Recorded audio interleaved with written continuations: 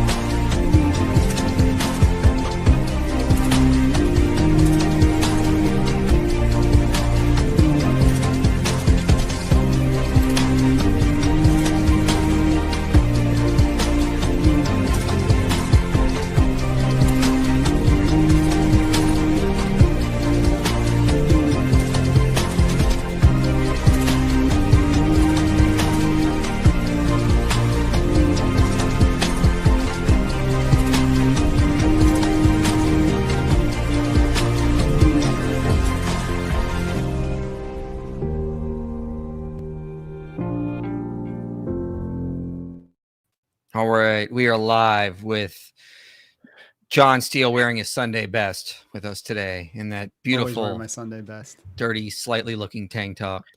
These are his Not fighting dirty. clothes. He looks like you're in your fighting clothes, man. You ripped off your shirt. Let's go. You look like you're in a bar or something. What's up with you? I put more clothes on when I'm about to get into a fight. Opposite. Okay, well, That's the way to That- do it. that's a bad idea. Somebody said Thans needs to flex, and I agree. Than, you need to flex. Not today. Yeah, I need to save all the energy I can for this stream because I am let's feeling leave the gay horrible today. stuff. I'm very sick. Let's leave the gay stuff for later, guys. Okay? when you're off stream, you can do that. Okay, we're gonna be professional today. All right. So, what are we doing? Why are we here? Someone explain that to me. Go ahead, John. Me? I Well, thought you John's were a running big the show. fat liar, dummy head, poopy butt. That's So right.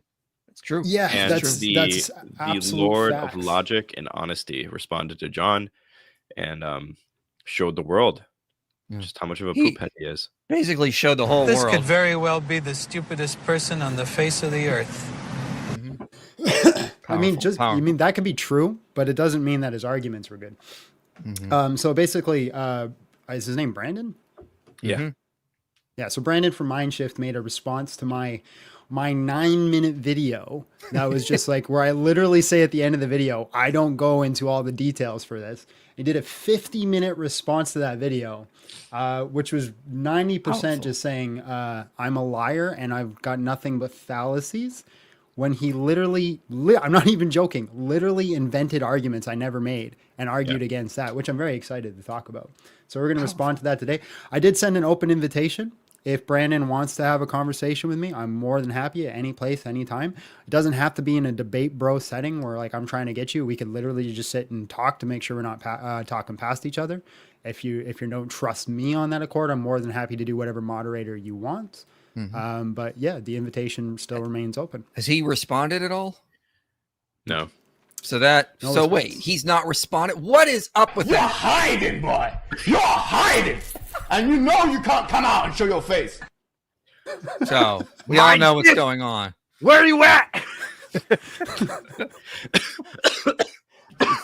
Oh, well, we're killing Than. All right, we got to stop. We got to stop before we kill Than. Okay, anyway, so let's just dive right into this video. We got a lot to go through here. I'm gonna be taking off on a little bit, and Than and John are gonna go through this, so there's less people yapping.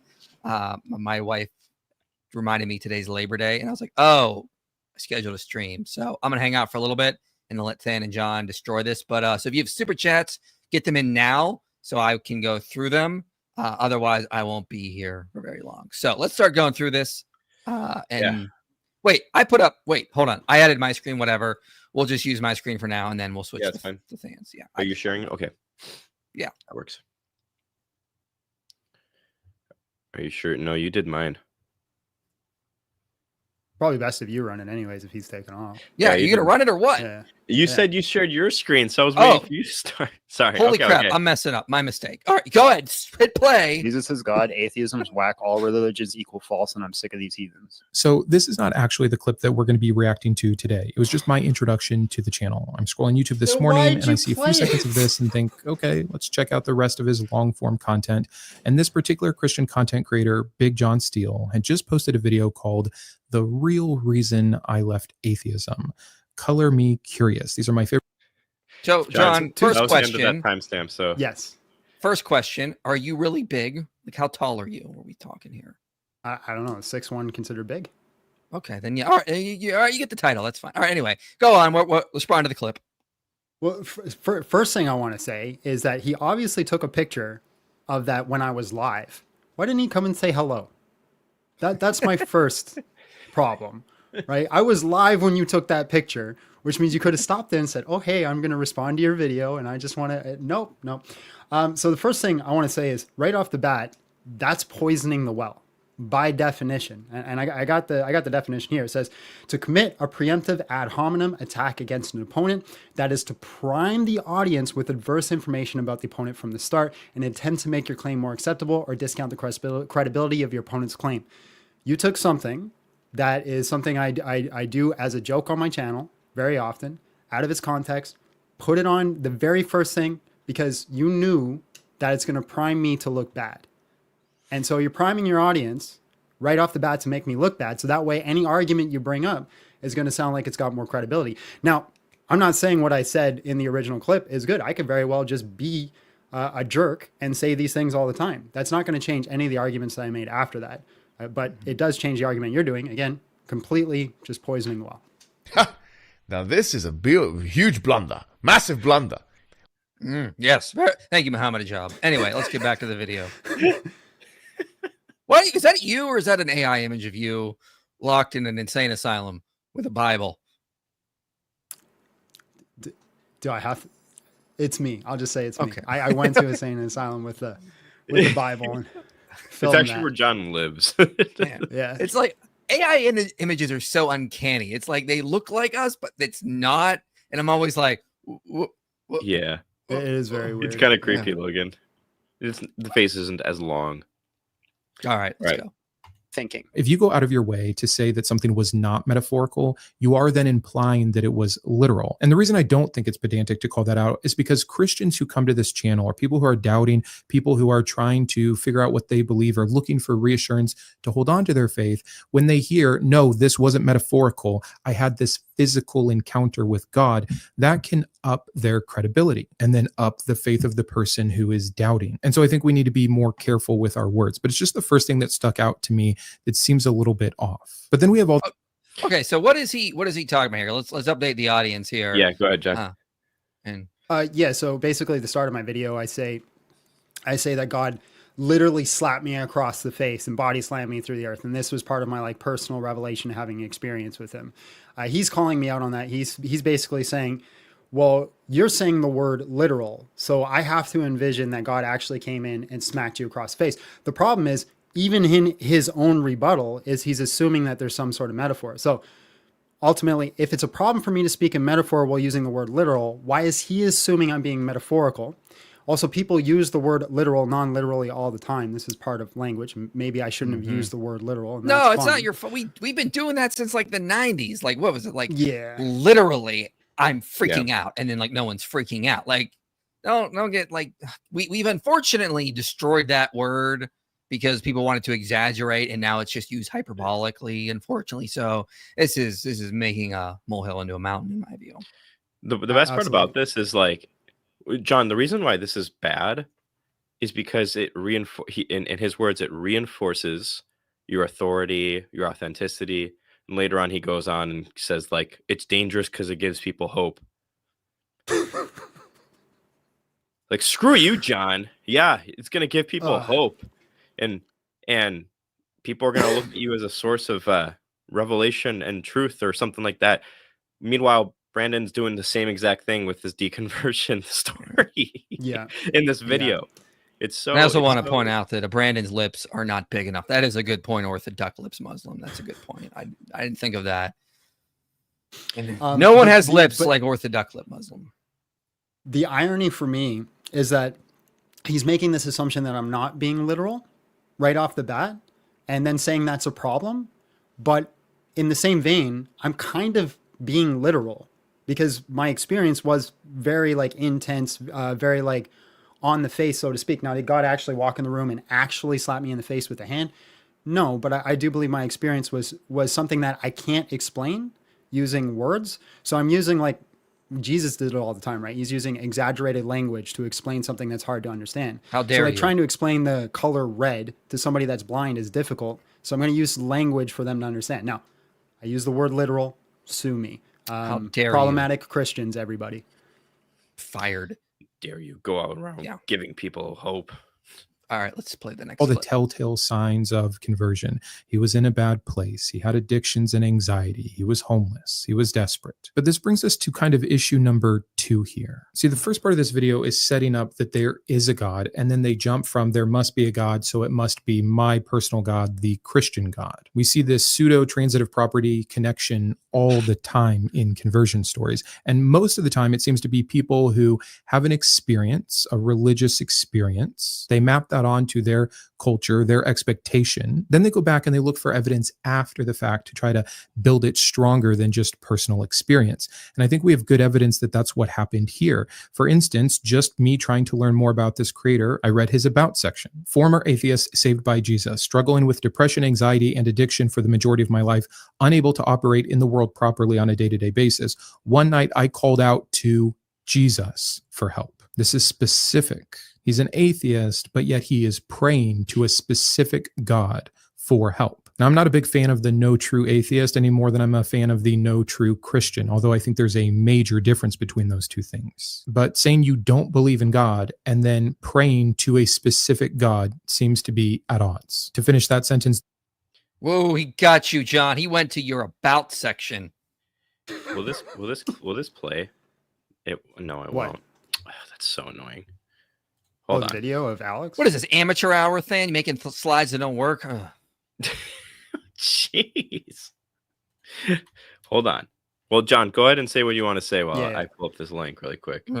Yeah. So the problem is, like, I called out to Jesus. Okay, well, I'm 34 years old. I've had a lot of life and I've had a lot of views that have changed over the time, right? In my life, I have prayed out to the generic idea of God. I've prayed out to Allah. I've prayed out to Buddha. I've done this, and I haven't studied it throughout my life and throughout history until I became a Christian is when I really started diving into my study. But just simply saying, oh, he made a specific call out to Jesus. Well, yeah. Here's something that he does, and we're going to get into this later, is that he goes through my testimonies and he kind of like picks and chooses. My testimony is not short. I have 3 videos on my testimony. I have 2 quick summaries, and then I have one that's like 50 minutes long. And I just released another one that's like, I think it was like an hour and a half that I did a testimony. Like, I've got a lot of life that has happened. So I'm not going to mention like in my short bio that only allows for a certain amount of characters, every single God I've ever prayed to and every method that I ever done. So it's like, okay, it's problematic why I cried out to Jesus. Well, the thing is, I cried out to all sorts of gods in my life, all met with silence. And when I actually called out to Jesus, right, I got a response. I got an answer. And so, of course, that's going to incentivize me to start researching and start looking. Why would I start studying Allah? And now I've actually studied way more about Allah now than I ever have before. But why would I start studying Allah initially if Allah never answered me, but Jesus is the one that actually gave me answers? So if Jesus is real, this is 100% what you would expect to see. You would expect to see an answer when somebody calls out to him. So I don't see the problem with this. So first of all, argument. Allah does not have time to answer you. He's too busy praying for Muhammad, according to Surah 33. Okay, he's too busy praying for Muhammad. He doesn't have time to answer you. But I mean, like, here's my take on this. So what? Like, if I immediately like had like a supernatural experience of Krishna, okay, I'm going to then look for evidence to support that because that's a personal experience, but it should map onto reality. What you're doing is not dishonest. That's what the natural thing to do is. If you experience Jesus, you would want to go, okay, this should map onto reality, so I make sure I'm not going crazy. Let me actually check and see if this is what's going on. I think we lost Than there for a second. He'll come back. Yeah, whatever. And well, but anyway, and it's the same thing like the deconstructions people, right? Because like they call out to Jesus, they don't get a response. So what do they initially start doing? They start studying all the reasons Christianity is false that supports their belief. So they have this same sort of methodology, but just leads to a different conclusion. Yet for some reason, my methodology that leads to, again, a different conclusion is wrong. It seems like a double standard to me. Well, the thing is too, I think he's implying that this is just a lie from the start because you as an atheist are Would never praying call to a out to specific Jesus. God. So Brandon, I want to see you make a response video to Alex O'Connor now, and when he says this. Ed Fazer and Bill Craig and Michael Murray and Richard Swinburne and Alvin Plantinga. I've looked in poetry. I've looked in the Psalms. I've looked in Job. I've looked in Ecclesiastes. I've looked in Dostoevsky. I read C.S. Lewis. I listened to worship music. I prayed. I studied the gospel. I even got an actual degree in theology from a university. And nothing, not once, not nearly, not ever, not even briefly have I experienced anything that speaks to the existence of a God. Why is Alex allowed to, and tons of other atheists, mind you, why are they all allowed to say, I've prayed to Jesus, I'm an atheist, I've prayed to Jesus, no answer, divine hiddenness, therefore God does not exist? Why are they allowed to do that and cite their experience and nobody bats an eye? But Jon gets a religious experience and all of a sudden it's dishonest. Like, show me the symmetry breaker. I just think it's a complete double standard. That's all. Cool. Cool. Let's get to some super chats here. Will you? Yeah. What happened? Did you get kicked out of the room or something, or did you I have mess no something clue. up? All right. StreamYard said something went wrong on our end. All right, don't let it happen again. I'm surprised you haven't fired him yet. Good point. He's close. Looking for a job? No, I'm kidding. You don't hire me. I don't wear shirts. It's true. You got to wear shirts to work here. That's like a minimal requirement. Yeah, all right. That's a deal breaker. All right, thank you for becoming a channel member there, DR. You all should watch The Story Keepers, an animated show from the 90s about a group of Christians in 64 AD persecuted by Rome.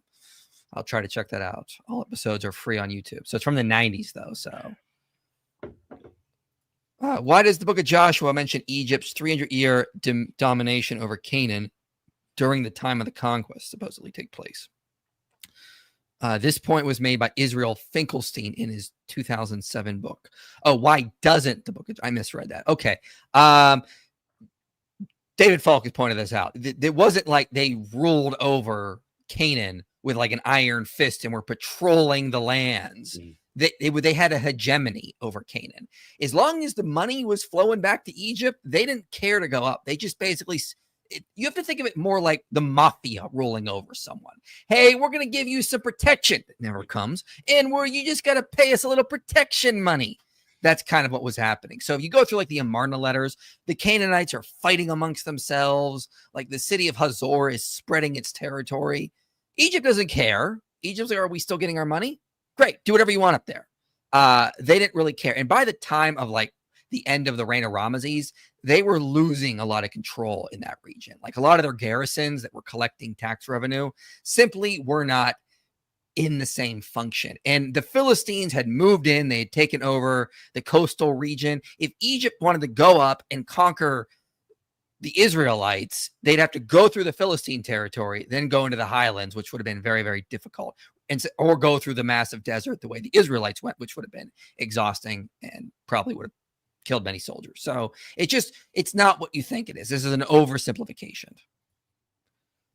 Grumpy Hobbit, nerdy fan, and a goober Canadian. Why is he calling you a goober Canadian fan?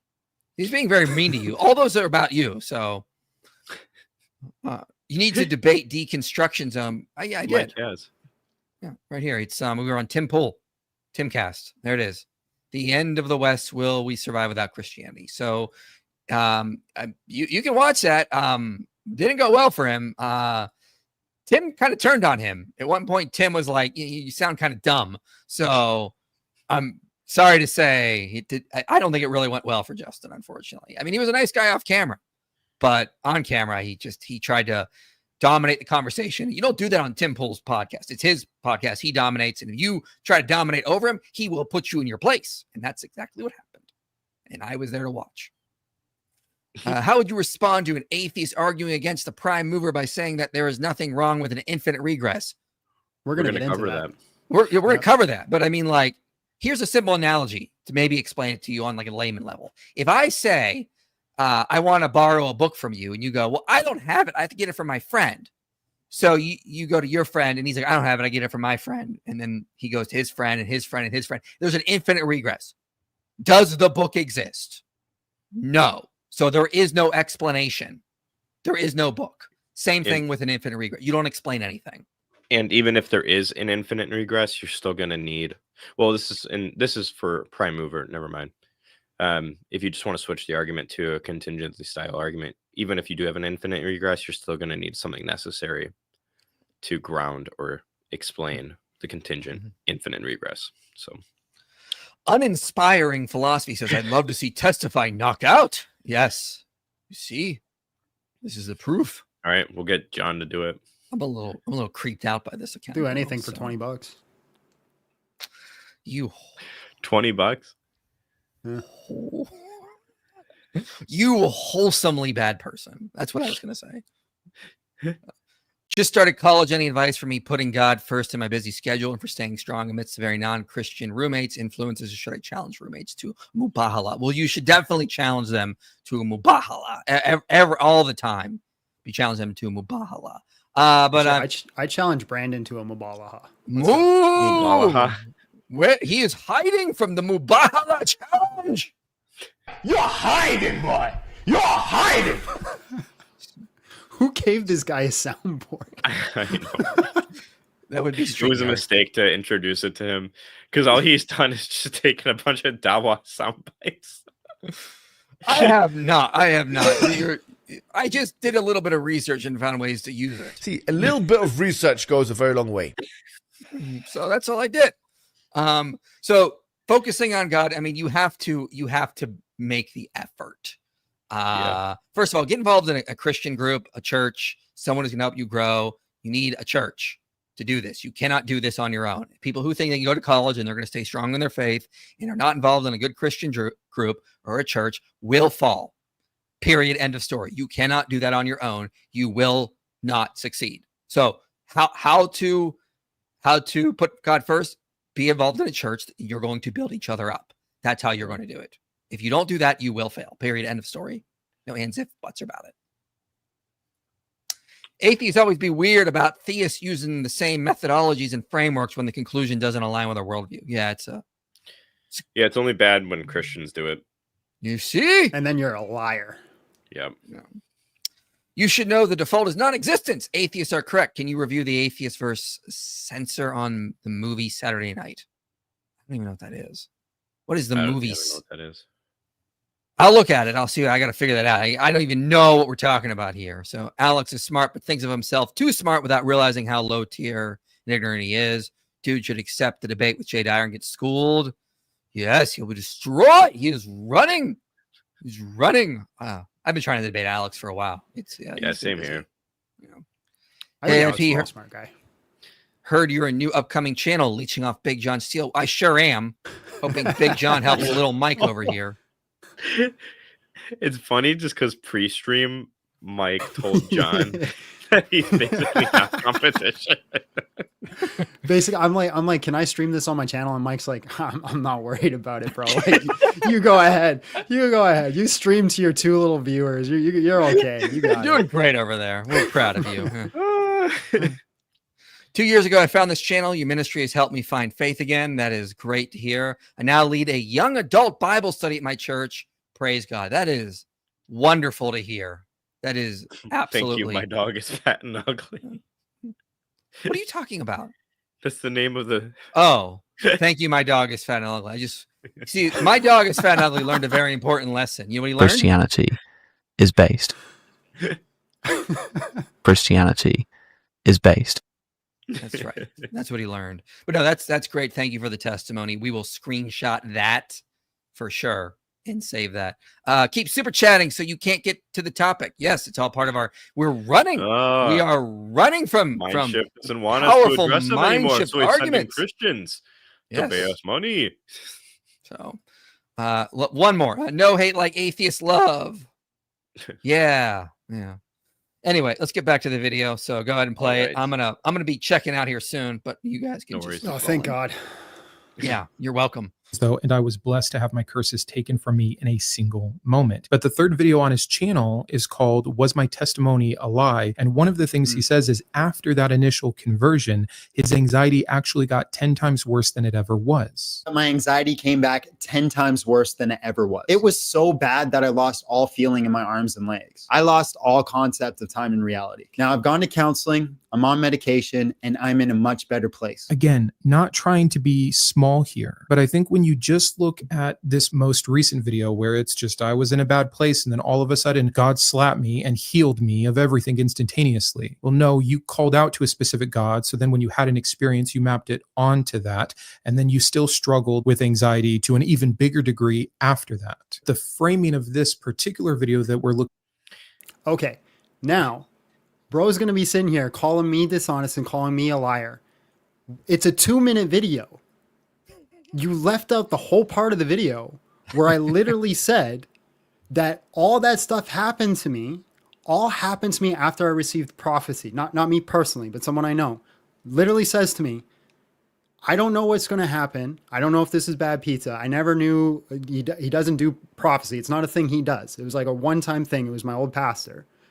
He comes to me and he says, something terrible is going to happen to you. But if you get through it, you're going to have stronger faith. But it's going to be one of the worst things that you ever experience. I have the text message still. It's still screenshotted somewhere. Because I was like, life is good. Nothing's going to happen. And then what happens? Something like that actually goes down. And then you skip the part of the video where I literally say that it wasn't, now granted, medication at the time was a great help. Therapy was a great help. But that wasn't what got me through it. It was God. And it was, at the end of it, my faith was 10 times stronger than it was before. So the fact that you skipped out the prophecy part, you just completely ignored it. To me, now maybe you just missed it. Maybe you're being honest, maybe you're being honest, maybe you're being genuine. But to me, that sounds dishonest. Because if somebody tells me 2 weeks before something bad is going to happen, something bad is going to happen, and it's from God, and it's literally to a T exactly how they explain it, that's evidence towards my claim. That's what you would expect to see if Jesus was real and was actually interacting with the world. Yeah, and this is just deceptive editing, it looks like. It's like, you said you were healed, but that doesn't mean you can't regress or go back through hard issues. I mean, like, that doesn't, so this looks a little deceptive. It's actually really difficult. That's what Jesus says too, right? Jesus says to the man who heals the guy by the water, he says, don't sin no more so that you don't go back into your suffering. This again is what you would expect to see if Jesus is real. Jesus would heal you. And part of my testimony, and the part that he left out, is what led me back into my anxiety being worse wasn't just like a random event, is I went and sinned. And I did this sin that I knew God didn't want me to do. And that was the whole part of that testimony. And then I suffered the consequences for that. So again, this is all things that you would expect to see if the Christian worldview is true. Sorry, Than, go ahead. No, all I was going to say is the pattern is also really typical. Like, if you look at the psychology of religion as a field of study, a lot of people that have similar stories to what you have, John, go through a period of more intensified issues with whether it's drugs, anxiety, depression, whatever it might be. And then they go through a huge meaning-making process and re-identification process. And they call it like the process of de-automatization or something like that. Oh, really? So, yeah, it's really typical. More money for the Minecraft stream. Are we doing a Minecraft stream? Oh my gosh, you guys, look, I don't know if you're going to, Mike, people want you and I to play Minecraft together on a stream while we respond to like a video or something like that. How do I even set that up? I don't have a computer. Like, don't I have to connect it to like my Nintendo Switch or something? Like, can I? Oh wait, I can play. I can play it on the computer. I knew the boomer reaction was coming. This is ridiculous. I'm already angry. I have to download Minecraft. All right, listen. Here's my deal. Okay, Clueless Media. Hold on. I'm gonna make this full screen so you all can see. All right, solo layout. Here we go. Okay, I will do a Minecraft stream if somebody gives us a $2,000 donation. You do that, I'll do it. that doesn't happen, I'm not doing this because I don't wanna. So you have to make me wanna because I am old and cranky. And I don't have to download Minecraft. I have to set up accounts. I have to figure out how to move. It's going to be a disaster. My daughter is going to be standing here trying to help me figure it out, but she can't be on camera for her own protection. So this all just sounds like a headache. So if you guys want that, that's my deal because I'm trying to get out of it. Okay. And I'm going to do everything I can to get out of it. Anyway, back to what's more important here. Anyway. What if you get collectively $2,000? Or does it have to be a single person or can you just do like a collective amount? Fine. If they put in the thing, like they could do a collective thing. So people say like, here's 100 for the Minecraft. Here's 200 for the Minecraft. Is it this live stream only or like? No. They have to donate to the website. So you have to go to our actual, it's linked below. It's right in the video description, inspiringphilosophy.com/give. Then I'll do it. So if they give there, they put in the donation link for the Minecraft stream and it gets up to 2,000, I will do it. Fine. But I'm only setting it that high because I don't want to do it. I really don't. So Mike, people are gonna raise the money. No, and also I will take care of setting it up. Anyway, we have an Inspiring Philosophy Minecraft server already. Yeah, I'll have to log into that. This is a whole nightmare of just technology I'm upset about. Anyway, this is a super chat from Big John's channel. Have you read of Matthew Bates' work on salvation? I have not. So I have to read it before I do that. This is on John's channel. Jizya for the channel. Alhamdulillah. Thank you. I checked out that guy's channel and found him lacking. Jon Steel has a great channel that I have been enjoying. Why are atheists so focused on Christianity when there's an actual threat to people in Islam? Yeah, get ready for my debate on now September 16th. It's been moved back twice on which is better for humanity, Christianity or Islam. That'll be on Rattlesnake TV. I've already got my opening statement ready to go. So yeah. Hey guys, what do you think of physicists all agreeing on B theory of time based? Do you think this negates the Kalam's groundwork, which I know mainly relies on A theory of time? I know that. No, there's a paper that was written. I forget who wrote it, but there was a paper on B theory of time and the Kalam rectifying them. Loke wrote it. Andrew Loke has a version of the Kalam that works with both A and B theories. Okay. I knew there was someone. Adam Salah would be able to run a Minecraft stream. Oh gosh, that's the guy we debated in Times Square who didn't know anything. And no, went around claiming he cooked Avery, and I'm like, okay, buddy, sure you did.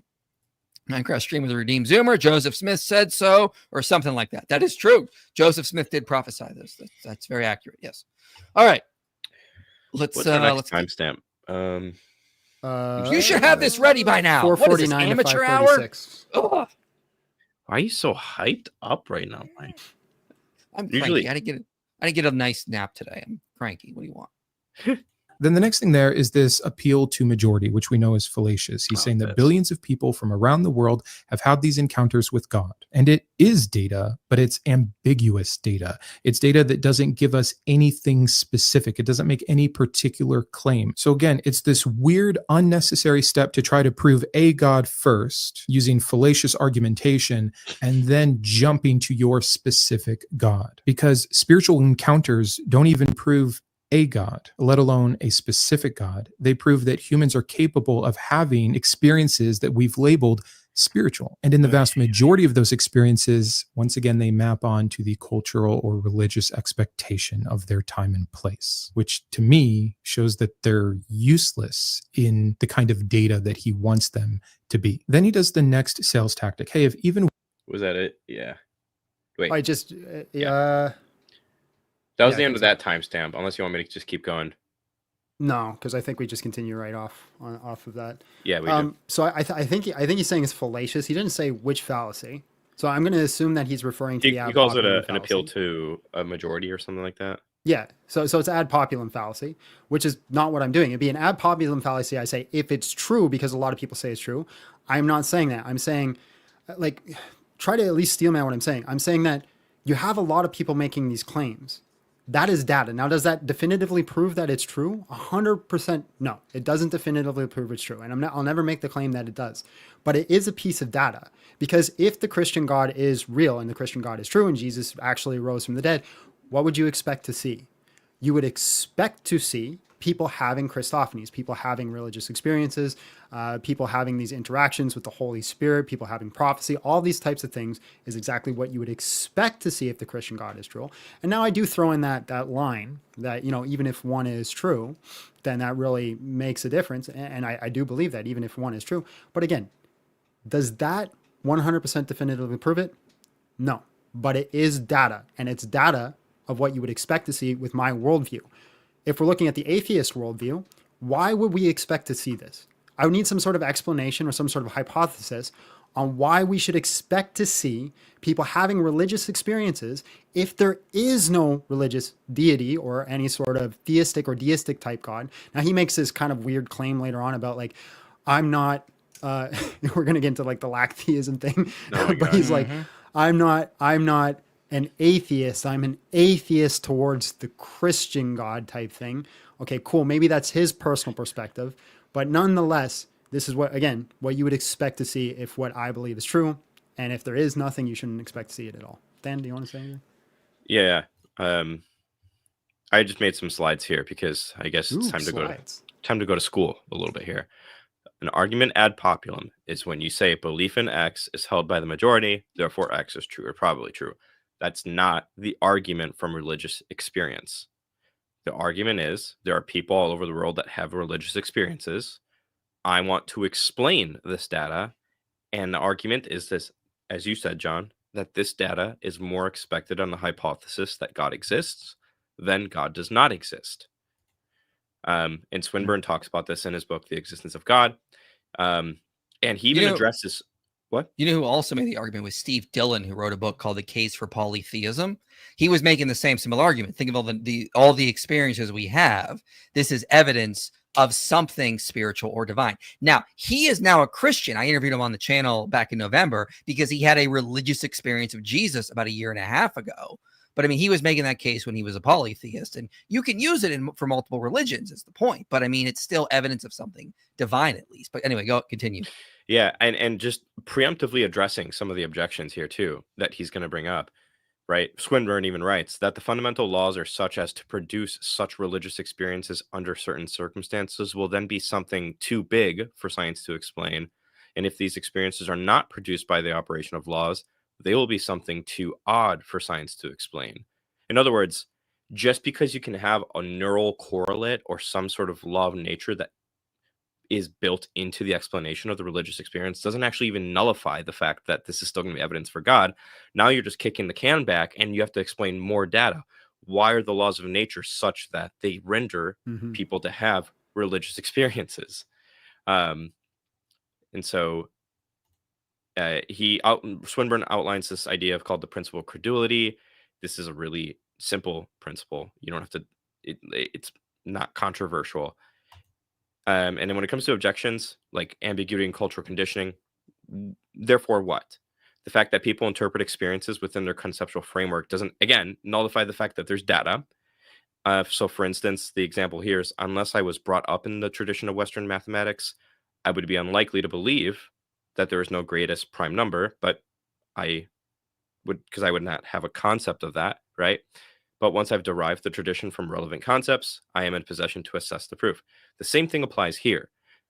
If just because I'm not in the position to know about the Christian story prior to being taught it, doesn't mean that the religious experience I get that I've interpreted as such means that the interpretation is false. There's so many more objections we can kind of get to, but for sake of time, also one thing I want to point out too, people keep making this assumption. I didn't know anything about Christianity before my experience. I knew it existed. I knew that there's this Jesus guy and I knew he died on a cross, but I really did not know much about Christianity until after. And she can vouch for me because she knew me before and I didn't know nothing. And then it was after my religious experience that I started to get to know it. So it's like this whole idea that I've been primed to go this certain direction. I can understand that, right, to certain cultures. And I know this is my own anecdote, but it's not true with me. I didn't know enough about Christianity to be primed to go that direction. There's one more objection here, actually, that I want to cover, because he brings this up all the time. We may as well just squash it now, right?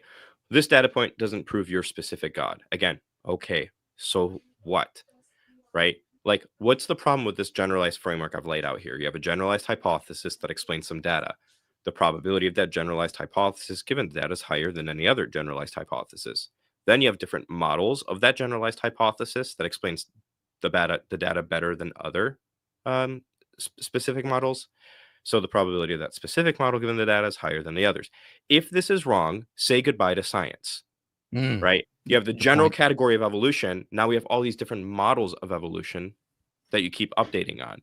If what we are doing here is wrong, then stop believing in specific models of evolution or anything like that. I can already hear the objection, but evolution is verifiable. We've all this evidence for it because therefore it's like, yeah, I know.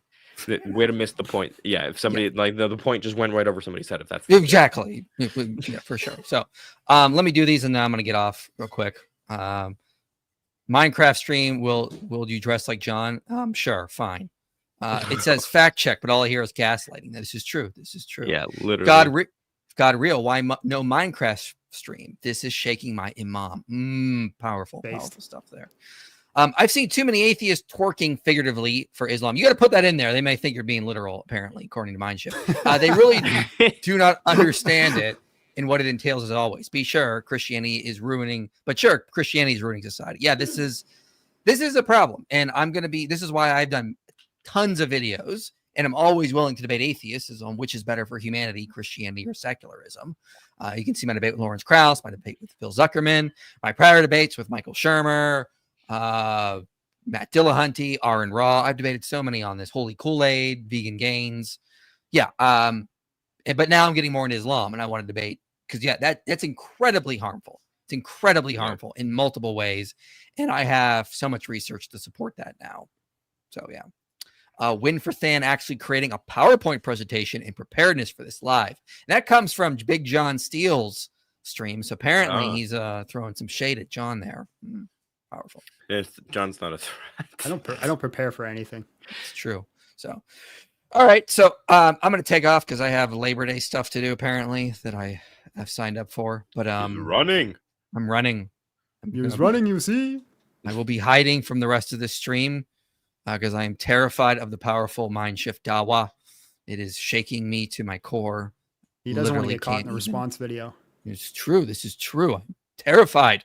Anyway, I gotta go help my wife with stuff. Have so fun, Mike. Peace.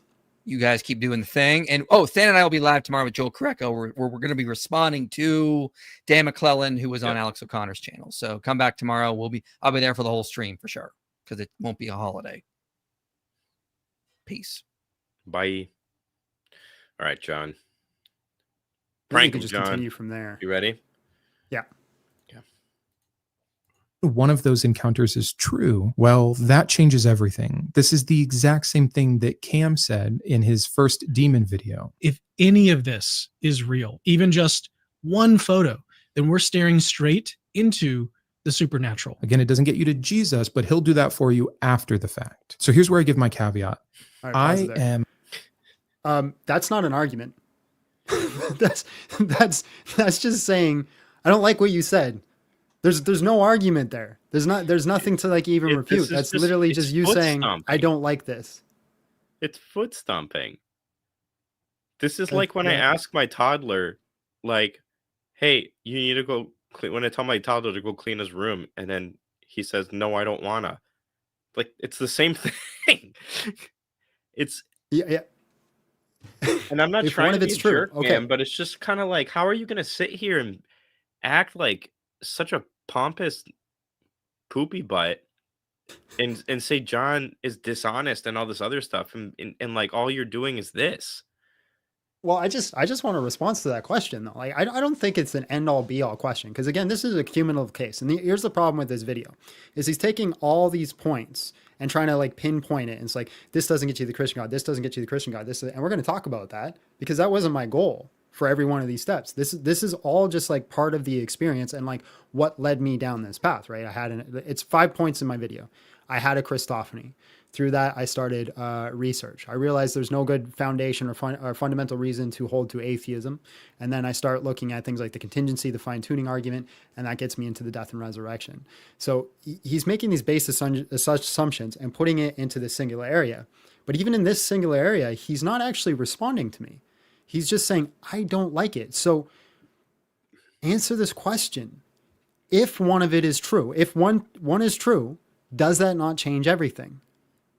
Yeah. Now, there's a whole bunch of data, and if we're just looking at probability, the more that it happens, the more likely it is that one event is true. Now, that doesn't mean it is, right? You can't just jump to that conclusion, but it's all what you would expect to see if the Christian worldview is true. You would expect to see these things happen, and some might be lying. Some people might be full on just making shit up. Pardon my language, making stuff up.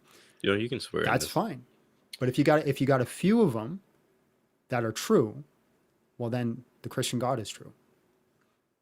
Yeah. And this is honestly related even to the definition of atheism thing we'll get into. So I'm going to just say, keep listening, you guys, because we'll get into that, but it's related. All right. You ready for the next one? Yep. It's not definitive evidence. It's not evidence at all. I see the same category error being made here. And then there's a whole nother field of study on grief research, which again, considering this person's claimed background, would really map on. A lot of the grief research is about people who have lost people, though, like widows and widowers. 30 to 50% of these people report sensing their deceased partner's presence, sometimes vividly. It's proof of grief and longing and desire and the amazing things our brain can do under those conditions. So again, there's a lot of actual data about why this is just a phenomenon of the brain rather than just this huge unfalsifiable claim that means there is indeed a God. And even that would, of course, fail to getting to a specific God. But do you want to go or do you want me to go? I'll follow up with anything after you go. Okay, so claims made without evidence can be dismissed without evidence. He provided no evidence towards his claims that this is the brain. So this is just a base assumption that it's a brain. If there was an afterlife and a God that cared about his creation, the likelihood of somebody experiencing a message from a dead or loved one drastically increases, right? So if there is a God, if there are people and that God cares about us, and there are people who pass away and move into the afterlife, the odds of those people having experience with their loved ones goes up way more than if it's just a phenomenon of the brain. So if there is no afterlife, that is not something you would expect to see. It very well may be just the brain, but that's just an assumption that he is making. Very well could be that these experiences are real, and from my worldview, I would expect to see them. That's the thing with atheism, is they just make this base assumption that, oh, it's just a phenomenon of the brain. How do you know? How do you know exactly that's a phenomenon of the brain? And again, from an evolutionary perspective, why would we expect to see that? Bad timing, sorry. Yeah, well, I mean, again, this is just the problem. You can't just go, well, it's clearly, you can't just say these experiences are emergent from the brain, therefore the total explanation of the experiences are from the brain. Yeah. That is the huge logical leap. The data is underdeterminate of a physicalist interpretation of the event. So again, for this type of objection, well, there's just brain stuff going on. So what? Even if these states have natural causes, that doesn't disprove the veridicality of those events. Not to mention the fact that if that was the line of reasoning that worked, then all perceptual experiences that we have neural correlates. We see trees, we hear music, we talk to each other, all this other stuff. Does the fact that there are neural correlates to those experiences that we have therefore disprove the veridicality of those? If I see a tree and my brain responds, it's not, the tree doesn't exist. I'm sorry, right. Than, doesn't exist. It's just a property of my brain. And if you want to just say, well, this is only true of religious experiences, that's special pleading. Again, as Swin says, if experiences are not produced by the operation of laws, they will be something too odd for science to explain. But if they are produced by laws, that in itself may reflect divine providence setting up those very laws. No matter what way you swing it, there's a problem here for the person that thinks that this is not evidence for theism. When it comes to Jon's story in specific, I just want to point out the fact that Jon's story is consistent with what we find in the field of psychology of religion. In fact, Brandon's story is consistent with it too. there's this weird notion of people that are amazing believers and amazing apostates. There's people that contradict the social norms and the predictions of the social models we have. And people that found religion in an attempt to deal with crisis in their lives, with emotional issues, fear, loneliness, depression, dependence on drugs, alcohol, or sex, serious illness, or tragedy in their lives. John, that sounds like something that you went through.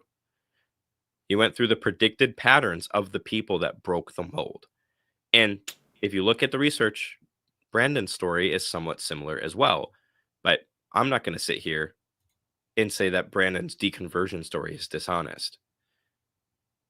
I think it's dishonest. I think he's actually in his heart still a Christian.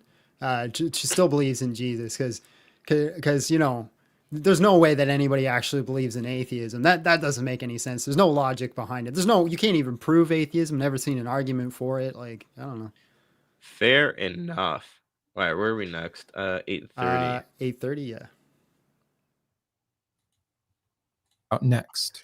After one or two more sound timestamps, we'll do some super chats again, guys. Now that does seem a little bit dishonest, that he had a religious, spiritual, godly experience that just opened the door to him being curious to go look for more evidence. But just really quick, again, totally in line with psychology of religion, cognitive science of religion. So Brandon, you are either ignorant on the psychology of religion, or you know about this and you're just choosing to just paint John in a bad light. But also, let's envision it. Let's just envision that, you know, Christianity's true, Brandon. Like, I don't know if you're going to listen to this or if you're going to respond. Let's just envision it's true. You see Jesus Christ standing in front of you, says, I am Jesus. He does a whole bunch of things to prove it, right? He's like, I'm the guy. He gives you the Holy Spirit. So now you've just been divinely convinced it's him. And then your next solution is to do what? You know what? I'm going to go study Buddhism. Like that's the logical conclusion. So listen, if I'm telling the truth, which I believe I am, and you keep saying I'm dishonest, listen, maybe I'm just wrong. Maybe that doesn't make me dishonest. Maybe I'm just wrong. Yeah. Right. But from your perspective, I got to be lying because there's no way that God's real. But if my story's real and I had an actual experience with Jesus, give me one logical good reason why I would go study Zoroastrianism next. Why would be why would I go down that next path? I'll be waiting to hear why. Yeah. All right. But what I found when I looked outside that door, that's what we're really here to talk about. Picture this. You walk into the woods, you look around for maybe a minute. You don't see any deer, so you turn around and you walk back out and say, well, I guess deer don't exist. That would be ridiculous, right? But that's honestly what atheism feels like to me. We got a massive universe with billions of galaxies, dimensions we can't even wrap our heads around. And we've explored maybe 0.0001% of it. And then we're like, yep, definitely no God here. Now I know what you're thinking. Atheism isn't claiming that God doesn't exist. It's just the lack of belief in a God. Okay, but is it though? Because according to Stanford Encyclopedia of Philosophy, atheism actually means the proposition that God does not exist. So you can't just sit on the fence all day with atheism. But fine, let's play that game. So this deer example is one of a couple false analogies that he's going to make in this video. Deer are already part of the natural world. So we know what evidence to expect, tracks and sign and sightings. That's how we even know that they exist to be used in this analogy in the first place. So yes, it would be dumb if someone already knew that deer exist from these other evidences and then went in just a few feet into the forest and said, I don't see any of that, therefore deer don't exist. But that's not. Yes, it's a false analogy. If you change my analogy, that wasn't my analogy. That's not what I said.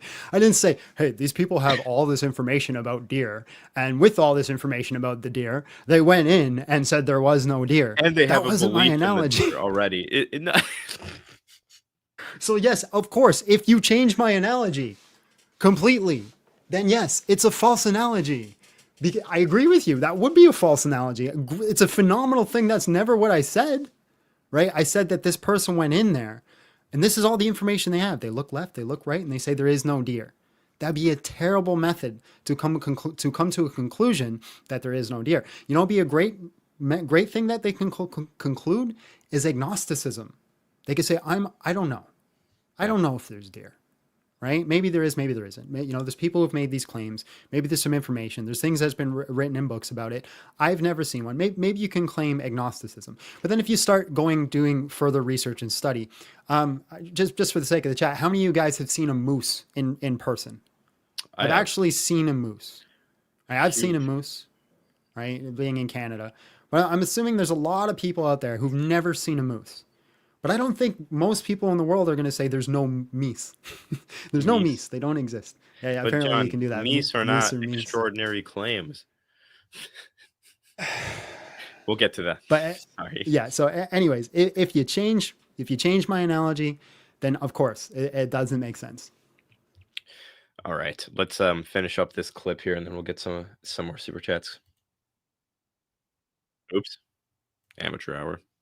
God is defined as immaterial and outside of nature. So again, the analogy completely breaks down. And a more fitting comparison would be like unicorns or fairies. And I know that that's trite, but there's a reason that they're often used. There are these other claimed magical creatures that we have no other evidence for. Sure, they could exist, but again, no actual evidence has been found. So not believing in them is not sitting on the fence. It's just the default position of non-belief until sufficient evidence is presented.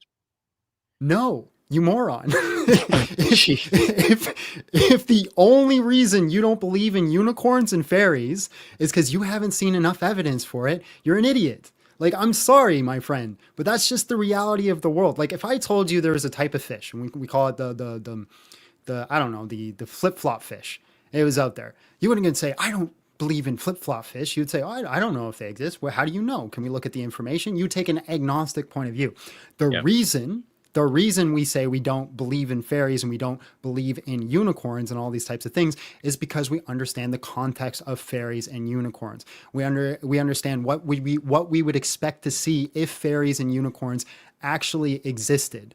Right? If unicorns existed and they had a certain ontological properties to them, they were walking around, they had unicorn droppings, they're supposed to exist in a certain area, then we would expect to find them in that certain area, but we don't. We also understand the context of the mythos that they were pulled from. They were most likely from a certain type of animal.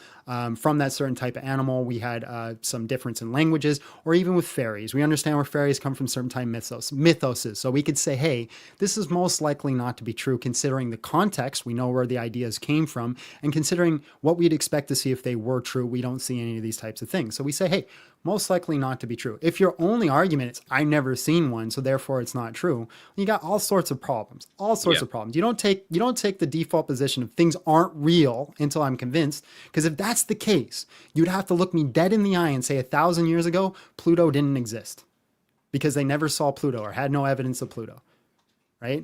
Yep. I don't know. You want to say something? No. I mean, like, again, it has a lot to deal with why I push back on the definition of atheism thing with being lacktheism, which we'll get to again. But yeah, I just really wanted to point that out, some more irony here too, or just how his response fails. Because Brandon goes, well, we know what we would expect to see with deer, but this is a false analogy because God is immaterial, and then tells us what he thinks we would expect to see. And then doesn't tell us what he would think we would expect to see if God exists. And then to try to give a better analogy, the analogous creatures are material things again. Sure, they have magical properties, but they're still material. Like, you swapped out a material thing with another material thing, even though you just said God is immaterial. And that's the reason why the deer analogy fails. So clearly it's not the property of materiality that's in question if this is actually a good critique, Brandon. I just can you stop? Atheist, stop with the unicorns and fairies nonsense. Like, my favorite part is you writing dog. That was an impassioned dog. Dog, like, what are you doing? Stop.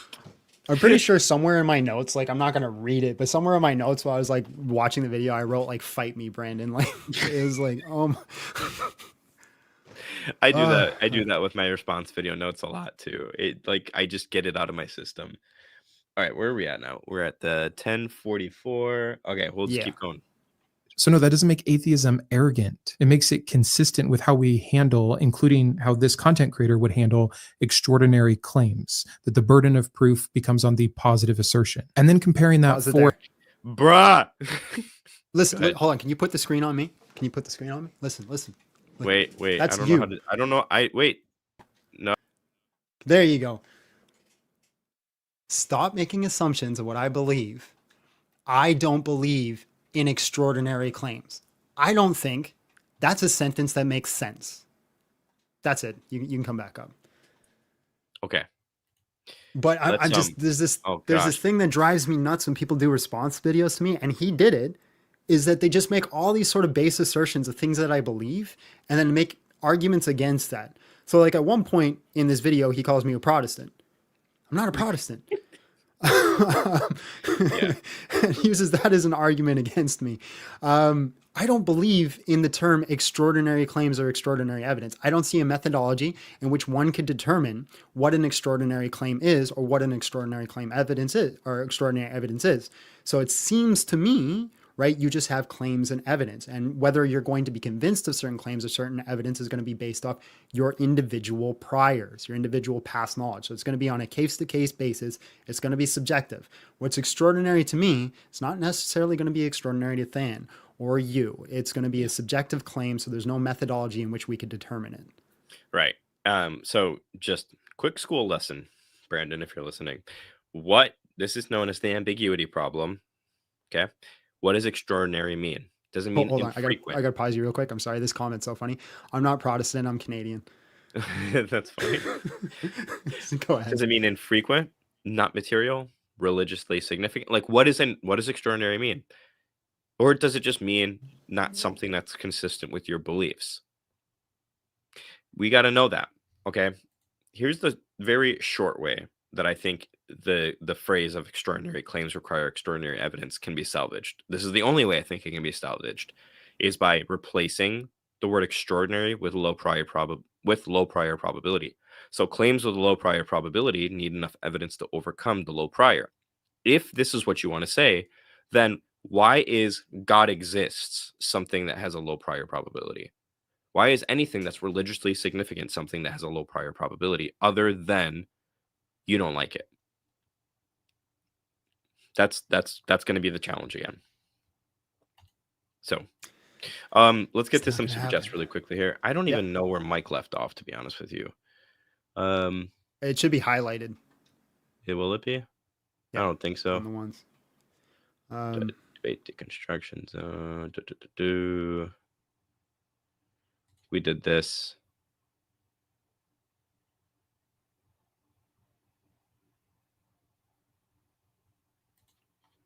Did that. Did that. My gosh, you guys. Oh my God, you get rid of the professional and then we're left with amateur. Well, no, Mike's the one that usually does this, and then he doesn't. You don't know how to StreamYard, bro? He doesn't unstar them. Here we go. Okay, this is where we were. All right, great. Thank you for the super chat. Hey, Than, what do you think of Kurt Gödel's ontological argument for God and Dana Scott's variation of it? Dude, this is like 4 years ago of research for me. So, unfortunately, I don't have an answer for you at the moment. I'll say this.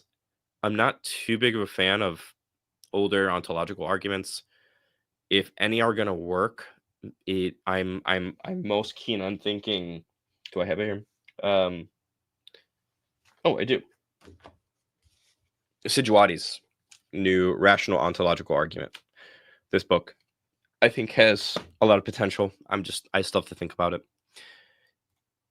Where's Mike? Mike left to go do. I'm Mike. Right Mike here. I'm Mike now. Mike left to go do holiday stuff. Now I know why the channel is called Mindshift. It's shifted away from it. Jeez. Oh, hold on. Don't say that, because if you say that, that's not very Christ-like, and he wins the argument. There you go. You can't say that, because if you. Thank you for always answering my questions when I'm out here. Is Inconsistency in the Torah a good book in defense of Mosaic authorship? Thanks. I've not read the book. Who's the book by? It sounds familiar, but yeah, unfortunately, I can't answer that question because I've not read that book, and Mike isn't here. Once you find the real deal, you don't need to go looking for counterfeits. You can now identify the counterfeits pretty easily. Yes, 100%. John, you identified the real deal. Why do you have to go looking for more counterfeits when you know what the real deal is? No, man, listen, Jesus shows up to you. Your first thing that you got to do is you got to start studying every other religion. That's the first goal. Like, listen, it doesn't matter. God himself shows up, right? This guy, I'm taking everybody up. You're like, hold on. Buddhism. Let's look at that first. That's the only logical conclusion. Let's appreciate John's production quality, though. It's fire for an old video he made. Wasn't this a new video? Yeah. But take the compliment. Koopa, evolutionary sensitivity to agency and its false detection as a survival advantage can explain perception of God. No special pleading required. Yes, maybe I misspoke, because what I'm saying is that there's a few things I'm saying. One being that, yes, you can explain this without a God, but just because it's possible to explain this without God doesn't mean that the better explanation is it's just brain stuff or just evolutionary psychology. Because again, why is it the fact that we live in such a world where the natural laws brought about these cognitive processes and all this other stuff? The special pleading remark that I made comes in when Brandon is saying, well, just because there's neural correlates means that this undercuts the veridicality of any of these experiences. If that's the case, then apply that to any other experiences we have that also have neural correlates. It's special pleading if you're going to say it's not true in virtue of the neural correlates. That's what I'm saying. Catching up on previous lives, I've learned that IP comment section is based in culture. Knowing one pays JoJo's ETC, watch them. How old is Mike anyways? 40 probably. I don't know, like 80. He should know how to play 150. Minecraft. He's not that old. John, upon hearing the prophecy, it does sound vague. I tend to be skeptical of those personal prophecies. What did you think at the time versus now? When he first gave me that prophecy, I was like, this is nonsense. It's not going to be anything. He's very kind of like not charismatic in the culture, but just charismatic in general kind of guy. So I was like, this is not going to be anything. But to the specificness of the prophecy, it was like, you're going to go through the worst experience you've ever felt in your life. It's going to be as if Satan's literally twisting a knife in you. And there was points in when I went through this experience, this anxiety coming back, I didn't know what it was, or literally felt like I was possessed. Like I couldn't explain it. There were times in this situation where I was looking at my wife and I didn't even recognize her. I was completely out of it. And now atheists are going to run with this and be like, see, John's insane. That's the only reason he believes in God. So while I was going through this experience, I didn't register this to the prophecy until after. So I go through it, and then when I'm starting to like come out of it, I'm not fully out of it. I start like recognizing that, okay, he said this, and then there's something religious behind this. And it was through religious, I guess, processes that I came out of it, because I tried therapy. I tried, we did get me on medication, and that was a big help to start me on the process. But it was only through religious methodology that I was able to get myself out of the situation. So a big book that kind of helped me in this situation was Battlefield of Mind by Joyce Myers.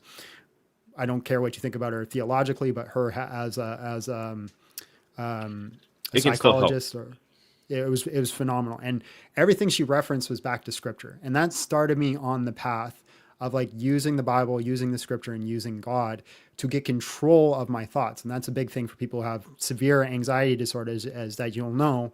The issue is you don't have control of your thoughts. And so this started me on the process. And it was only through prayer, and it was only through other people's prayer and through faith that I was able to get through it and come out of it and be like, this is because of God. And it was 100% right. My faith was way stronger after. And the reason I made the video is my testimonial lie is because I, as much as people want to call me dishonest, I'm a very honest person. I didn't want to hide that in the background, because I'm like, people could see this and be like, Jon Steel is a big fibber. He said God cured his anxiety, but he didn't actually. So I wanted to be transparent. I wanted to tell everybody the whole story and everything that happened. I hope that answered your question. All right, guys, before we get back to the stream, I wasn't laughing at John's story. I was laughing because remember how Mike was really grumpy and he said that if somebody donated $2,000, he'd play Minecraft. Did somebody do it? Somebody did it, but the story is actually really cool. Like this is really funny, but the story is actually really cool a little bit too. Okay, so here's a donation that just came into the website. I'm not going to say the person's name because I haven't verified whether or not they want to be anonymous or not. But this is the message that came with the super chat. A while ago, I made a promise to donate around $2,000 to a charity individual of my choice. I decided months ago I would donate it towards your ministry, but I had been putting it off, and I've been feeling more and more convicted by the Holy Spirit to not put it off any longer. Then, as I was listening to the stream tonight, I heard Mike throw out what he would have thought was a random off the top of his head number of 2,000 as a fundraising goal for a Minecraft stream, and it hit me like a punch to the gut from God. Take this gift, continue in the strength of the Lord, vanquish the child marriage defenders. He's talking about Islam, and I'm looking forward to the Minecraft stream. So Right on. That's like hilarious because Mike is really mad because he has to play Minecraft now, but it's also really cool that works out like that. So you guys have a Minecraft stream to look forward to, I guess. Wait, hold on. 1 sec. What are you doing? Money. Oh my god. All right, let's get back to it.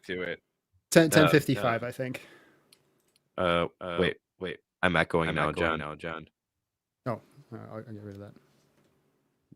Okay. There you go. All right. Do you want to skip forward a little bit, just because we're at like a little past the 1 hour mark? But I got so much to say, and I don't want him to win on anything. We can. It's your call, man. So. I guess so. Well, let's see. Hold on. What did I? Let me just look here at my notes. Oh, okay. Yeah, I do want to talk about this though. 10:55 to 11. You do? Okay. Whereas that we stepped into a little bit to the universe at large, it's also a false comparison. We all know that this Christian content creator is not talking about a God. He's talking about the God to him, which is Yahweh. And Yahweh, though claiming to be the God of the entire universe, also is specific to Earth. He created. Good. No, I'm not. That's what I'm talking about. All these base assumptions. It's really great. It's but really John, easy you're to argue going to against eventually somebody. argue for Yahweh, so that's the problem. Eventually. It's honest. But this argument has nothing to do with Christianity. None whatsoever. Wasn't even in the wheelhouse when I was writing it down. I'm like, this has nothing to do with Christianity. I know these arguments have nothing to do with Christianity. I know for a fact it doesn't, which is why the biggest focus for me, the biggest focus for Christianity is the death and resurrection of Jesus Christ. That's what I lean into. Now, I know there are some presuppositional arguments that are happening right now for the triune God, where it specifically has to be the triune God. Those could be good. But for me, specifically, it's the death and resurrection. So when I'm giving the fine-tuning argument, it is not for Yahweh. It is just for this being, this necessary being that has to have a mind. Really quickly, because on the atheism stuff, we missed this because I got sidetracked with a donation that we're super thankful for. If you are listening still, person that donated. Brandon says that the default is non-belief. It's not. Have we gotten to science this point religion. yet? What? Oh, never mind. Go ahead. Sorry. Yeah, you're right. What'd you say? No, you're doing great. The cognitive science of religion, it just showcases that this typical line from atheists that non-belief or lack theist belief or whatever you want to call it is the default. It's just demonstrably not true. Okay. Born Believers, Justin L. Baird is a cognitive scientist of religion, points this out. Psychology of religion, again, it's actually astounding. Like, so for instance, there have been efforts to socialize children to accept atheism as an ideology in the past. For instance, with the Soviet Union, they made attempts to prove that God does not exist to children. And he cites another study, and then the children saw most of this, like saw through this deception and still maintained their belief in God. And it's because, again, it's not the default position to not believe. There's a reason why this book, for instance, is called Born Believers. It's not the default position. That's not me saying people grow up with like this automatic belief in Christianity or anything like that. They're born with it or anything like that. But we are wired for theistic belief at the end of the day. My favorite comment right now is children also believe there are monsters under the bed. Tell me the point went over your head. Yeah, the point, dude, seriously. Like, that's not me saying children believe in God, therefore God exists. That, never That mind. is what you're saying, Than. Okay, let's. Okay, I think this one's 11:36. important. So yeah, that one's important. This atheism thing. And now we have our next dishonesty marker here. And that's to take one sentence from this encyclopedia on the definition of atheism from a section titled Definitions of Atheism. Definitions, plural. I thought Christians were the ones who were supposed to be so careful about context. Let me help with some of the reading. The word atheism is polysemous. It has multiple related meanings. In the psychological sense of the word, atheism is a psychological state, specifically the state of being an atheist, where an atheist is defined as someone who is not a theist. The first one that's cited, not a theist. If I don't have a belief in God, then therefore I am by definition not a theist. And a theist is defined as someone who believes that God exists or that there are gods. This generates the following definition. Atheism is the psychological state of lacking the belief that God exists. It's right there and it comes before the other one. He had to read through two of these other things, purposely skip them, and highlight the one that suits his video. That is dishonest. In philosophy, however, and more specifically in the philosophy of religion, the term atheism is standardly used to refer to the proposition that God does not exist, or more broadly to the proposition that there are no gods. This is what is known as positive and negative atheism. Okay, And a lot of here. Dude. You disingenuous baboon. You sit here and you call me dishonest because I didn't read the first two sentences, which I did, by the way. I'm not going to sit and read the whole paper on the live. Of course I seen it. I put it on the screen. And you're going to say, I'm dishonest for not reading it. Did you? I'm just curious, Brandon. Did you read the rest of the article? Did you read the entire thing before you decided to call me dishonest for skipping that part? I got it for you. I can quote it. I can quote it here. Hold on. Mine's longer. Do you want to read yours? Oh, yeah, no, go ahead. Okay, so at the end of that paper, a third reason to prefer the standard definition in philosophy, is that it makes the definition of atheism and theism symmetrical. One problem with defining atheism as a psychological state is that philosophers do not define theism as a psychological state, nor should they. Theism, like most philosophical isms, is understood in philosophy to be propositional. This is crucial because philosophers want to say that theism is true or false, and most importantly, to construct or evaluate arguments for theism. Psychological states cannot be true or false, nor can they be conclusions of arguments.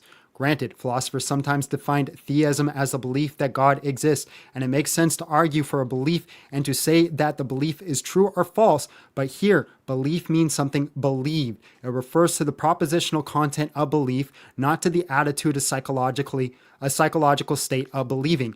If, however, theism is defined as the proposition that God exists and theist as someone who believes in that proposition, then it makes sense to define atheism and atheist in an analogous way. This means first defining atheism as a proposition or position so that it can be true or false and be conclusive and can be a conclusion of the argument, and second, defining atheist as someone who believes that the proposition. Since it is also natural to define atheism in terms of theism, it follows that the absence of good reasons to do otherwise, it is best for philosophers to understand the A in atheism as a negation instead of an absence, as not instead of without. In other words, to take atheism to be the contrary to theism. That same article that you said I was dishonest about says this is the preferred definition. The preferred definition, and the one that people should make. Why? Because if I simply ask you, based off your definition of atheism, is atheism true? You can't answer it. You have to sit there with a stunt look on your face. That's all you can do. So like, if you're gonna pick a ground, fight for it. If atheism's true, fight for it. If you're simply just gonna go off this ground of like, I don't have to make any claims or say anything, but you're wrong, you're a douchebag. You're just a pompous douche that looks down upon other people that are willing to actually take a stance for something they believe in. If you stand for nothing, what is that saying? What is it? If you don't believe in for anything, you don't stand for anything or something like that. You stand for so you nothing, don't stand for anything. Nothing. I don't know. Yeah, or something like that. So if you're going to call me dishonest on your live because I skipped the first part of the article, which I didn't, read the rest of the article first. You, my friend, have showed your dishonesty or your just lack of critical thinking skills. One of the two. Which one is it? I'm not going to add anything to that. I don't want to take away from the passion there. So, well, I guess that I have one to. drove me. Yeah, do it. I quoted. I just wanted to show this to showcase the fact that, you know, Draper does argue for this definition of atheism, but whatever. You already did that. Just a few other problems with this train of reasoning that Brandon employs, right? Why is it that Jon can't say which definition he thinks is best, but then Brandon can? Mm-hmm. Why is that happening? Not only that, Brandon, why are you projecting your definition of atheism onto Jon's video? Jon's video was not originally about you. So like, why are you taking it so personally? No, I wrote that video specifically for Brandon. I was like, I'm going to write this to make him. I did. It was specifically, I'm like, Mindshift, this is for you. And I sent it out. No, go ahead. Sorry. No, but like, do you see the point there? It's like, why are you projecting this onto Jon? Furthermore, Jon, later on, you say, and I quote, but let's just say you lack the belief in God. Right. Okay, cool. Dude, Jon's not pigeonholing you or anybody into the philosophical notion of atheism either. So like, all of this is just projecting, gaslighting, and foot stomping. Second of all, third problem. The point, Jon, at some point, Brandon says, like, well, the point doesn't matter. Like, it's imaginary points, scoring points, whatever, right? Here's the problem. Definitions shape the entire dialogue. When atheism is defined as a lack of belief, the conversation is no longer about whether or not God exists. It's not about ontology. It's about a mental state. That's what this is about. If that is the shift of focus, then all of a sudden you're no longer talking about a proposition, whether or not it's probably true or not. The debate is framed around your doxastic attitude or your belief attitude towards that proposition, but not the proposition itself. So it is arrogant, actually, because it paints you as the objective ideal observer. Contrast this with how we investigate reality in all these other areas. In science and philosophy and history, all these other places, right? Nobody's asking, well, who lacks the belief in this hypothesis? And which hypothesis best... No, they're going to say which hypothesis best explains the evidence. There's no gravityists. There's no law of naturists. There's no evolutionists, right? No, it's just people that hold to a proposition and people that do not. And they don't define themselves in terms of lack of belief when it comes to these religious debates, not non-religious debates. So again, well, I'd be curious. I'll let you go, but I just want to touch on that point. I'd be curious who out there has this kind of viewpoint on any other topic ever in their life, like where they don't claim a positive or a negative or make some sort of assertion or claim agnosticism, where they just simply, I lack in this certain area. I've never seen this in my day-to-day life where somebody makes a knowledge claim about a lack of knowledge ever in that kind of case, or at least in the way that atheists do it. Sorry, Than, go ahead. Oh, no, you're good. So all I was going to say is, ironically, I think actually that this is the arrogant position because it paints you as the ideal observer, the ideal reasoner, and it paints the discussion and frames the discussion around your psychological state. It's all about you at the end of the day. Those are just extra points that I wanted to tack on to what you said about this. But anyways, again, in my video, I give that was like a small little bit, and then I straight up go into the definition of lack theism, which you pointed out, where it's like, okay, let's say you just lack. Now answer these questions. Go ahead. Yeah, exactly. Paul Draper, dude. I mean, this is just like non-controversial amongst like academics at this point. So, nonetheless, what's the next timestamp, Jon? I got 1434 to 15. 1434. What is happening? It's worth exploring. Again, this atheism as a worldview thing is going to drive me nuts. There is no atheistic worldview. Positive or negative atheism, not believing in God or not being convinced of a God, a lack of belief, is it. That's it. There are atheists that don't believe in abiogenesis, that don't believe in evolution, that don't believe in a spherical earth, that still believe in ghosts. There's all kinds of different things that atheists disagree on, objective versus subjective morality, the abortion debate, the trans debate, all of it. Like, it's just so crazy to try to put us in a box like that. We don't have doctrines. Christians do, by the way. And that's even more problematic because they're supposed to be coming from a divine source like the Holy Spirit of discernment and wisdom, which is why calling out those differences among you means something. We accept our differences because we're just people and we don't hold to any certain tenets. We just either have positive or negative atheism about gods in general or your particular God claim. But let's get to the alien and abiogenesis example here. Okay. Because NASA has... Yeah, so it's still a worldview. Right now, it seems like you're giving like the definition of a worldview has to encapsulate the totality of all things that you believe in. Me and Than are both Christians, and we both disagree on lots of things.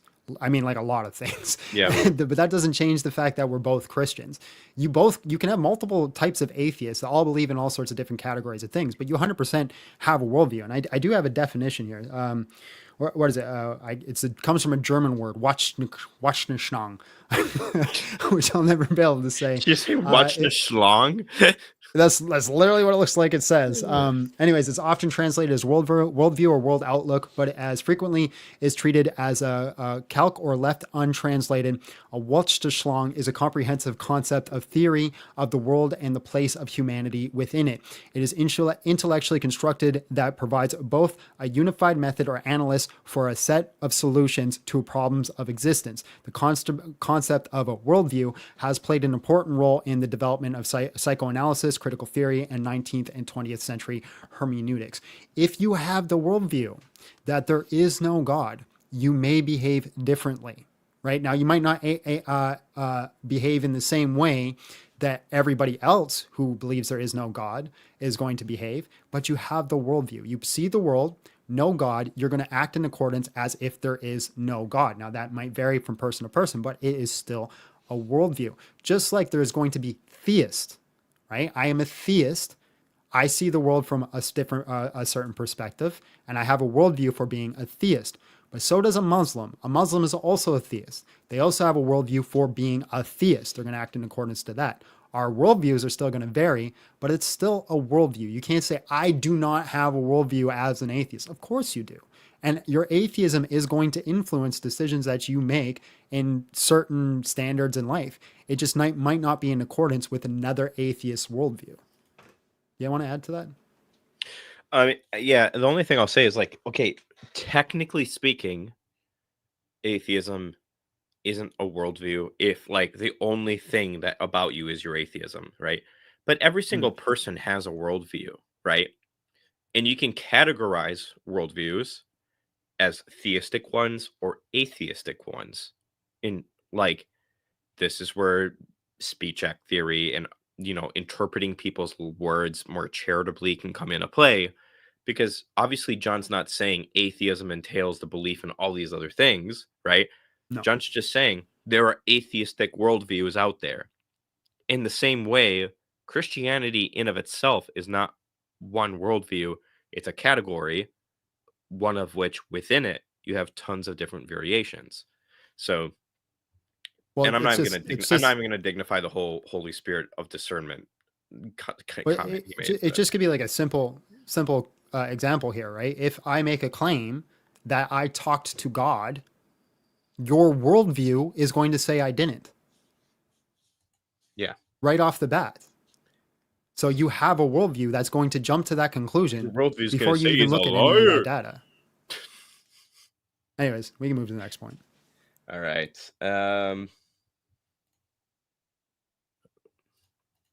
Here we go.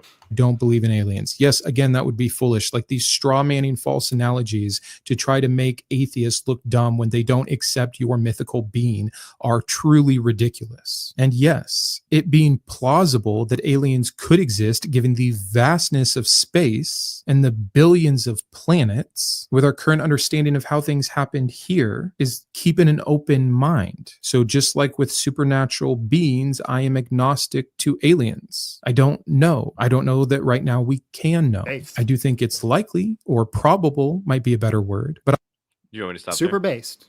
No, that's great. It's super based. You want to claim agnosticism towards God? I love agnostics. They're one of my favorite people outside of Christians. Goes Christians, agnostics, in that order, right? If we're talking about belief systems, you want to sit there and say, I don't know, was exactly my point, Brandon. When I made that video and I was talking about aliens, my point was to say it's a very valid reason to say agnosticism. I don't know. I'm unaware because I haven't been given any data. It seems like the likelihood that there are aliens is a high probability considering what we know for life and what's needed for life and how vast the universe is. It seems more likely than unlikely if we're just simply looking at the data. So you claim an agnostic view, 110%. I can get on board with that. But you can't claim an atheist view. You're not going to say there are no aliens because I did not see aliens ever, right? You're not going to do that. Just like you should not do the same thing with God. You shouldn't say there's no God because I've never seen a God. You're not going to go down that same path. Now, again, you can make an argument why God is unlikely. And that's what I'm trying to get atheists to actually do. Give me an argument instead of just saying, nuh-uh. I'm just tired of hearing nuh-uh from atheists. Nuh-uh, I don't believe you. Nuh-uh, I don't believe you. Well, give me a reason why I should believe you. Again, I can respect the agnostic view, which is what you said, but you're doing the same thing every other atheist does. You're conflating the two. You cannot be an agnostic atheist. Those are contradictory terms, right? One says maybe, one says no. You can't hold to maybe and no at the same time. Dan? I got nothing. I'm waiting for the abiogenesis thing to go over his head. I think this is the timestamp where that happens. as for abiogenesis, I am not a scientist, but Forrest has spoken really well about this topic. And here's what I do know. Yeah, we don't have a full lab recreation. There were a lot of things we couldn't do scientifically that, by the way, now we can do that used to seem impossible. That didn't mean they were impossible. The failure to understand the history of that sets you up for this kind of failure to turn it into some positive assertion. But I do know that Origins of Life research has made a lot of very incredible gains. There's the Miller-Urey experiments that showed amino acids forming in early Earth-like conditions. That's huge and one step closer. And there is a humility in saying, based off the data and evidence, this is our best guess so far. And scientists are willing to update that when they get new or falsifying information. But just because we haven't recreated the thing that we think is the most likely explanation does not mean that A, it's impossible, and B, it's your God. How silly. Again, borrowing from Forrest, there have been scientific experiments. This is where I wrote on my notes I wanted to fight him. I could see it. you go ahead. I did a lot of big the tangents. audience the context of what he's saying here. Okay, well, first of all, I believe abiogenesis is possible. I'm not making the claim that my God did it. I never once said that. Hold on. I'm going to get too passionate. I'm just going to read my notes. So I believe abiogenesis is possible to be recreated in a lab. I think that it can happen. My point isn't even that God did it. It's not even in the same ballhouse of the argument that I'm making. And then you said the thing that I'm trying to make the point about. It is the best explanation considering the data. It's almost like that is the entire point of my video, is pointing back to the PSR. Yeah. And we'll get into that. The best explanation for the data that we have. I am testing your guys' epistemology. People say, I won't believe in God until you prove it in a lab. Those same people believe in abiogenesis, even though it has not been proven in a lab, because why? It is the best explanation considering the data. So what am I saying? I'm not saying my God did it. And the fact that you think that's the argument I was making just makes me wonder if you were even listening to my video or even trying to have a genuine understanding of what I was saying. Yeah. Because again, I fully believe abiogenesis can happen in a lab. I'm not against that. I think it can happen. My argument is against your epistemology, how you say that, okay, I haven't seen God in a lab, so it's impossible, and I will never believe until you show me, even though we can give great arguments on why God is the best explanation. But you'll say abiogenesis, yeah, I'm all for it, even though I've never seen it in a lab, just because, again, it is the best explanation. Than, I know this is your wheelhouse, so I'll let you go. Oh, I mean, no, I think you nailed it. I think the point just went way over his head. And I think he was just assuming, which he does a lot through this video, that you're just doing the typical like God did it. Ray Comfort / like not who's the YAC guy, Kent Hovind apologetics or something like that, right? Like this is not what's happening here. John did a sophisticated epistemic counterexample to your epistemology, to the atheist epistemology in general, right? Not to Brandon, but this applies to probably Brandon as well, right? It's a counterexample to the typical objections and the ways that atheists interact with arguments for theism. So yeah, and the only reason I'm getting so passionate about this is because throughout the video, he just keeps calling me a liar, but then just keeps misrepresenting exactly what I'm saying, or even remotely close to what I am saying, by any means.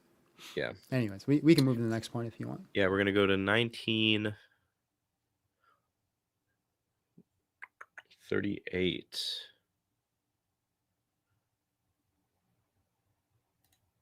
Boom. This is the first of a couple arguments for God, not a specific God, mind you, which is still going to be incredibly problematic. I almost feel like we shouldn't contend with this at all. It's not problematic. Oh my gosh. Because it's not what he's actually trying to sell. He's selling Jesus, and Jesus does not get proved by the contingency or the cosmological argument. And as far as arguments for God go, it's okay, but it's not. You said I was allowed to swear? Yeah, just not the big keep ones. It Christian. No Keep it shit, biblical. Sherlock.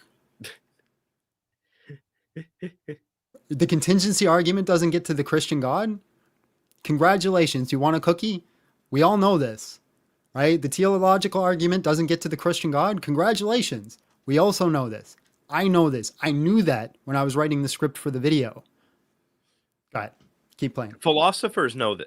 Brandon, I actually really want to know this. Like, have you read any atheist philosophers or agnostic philosophers like Oppie, Draper, Sobel, any of these guys?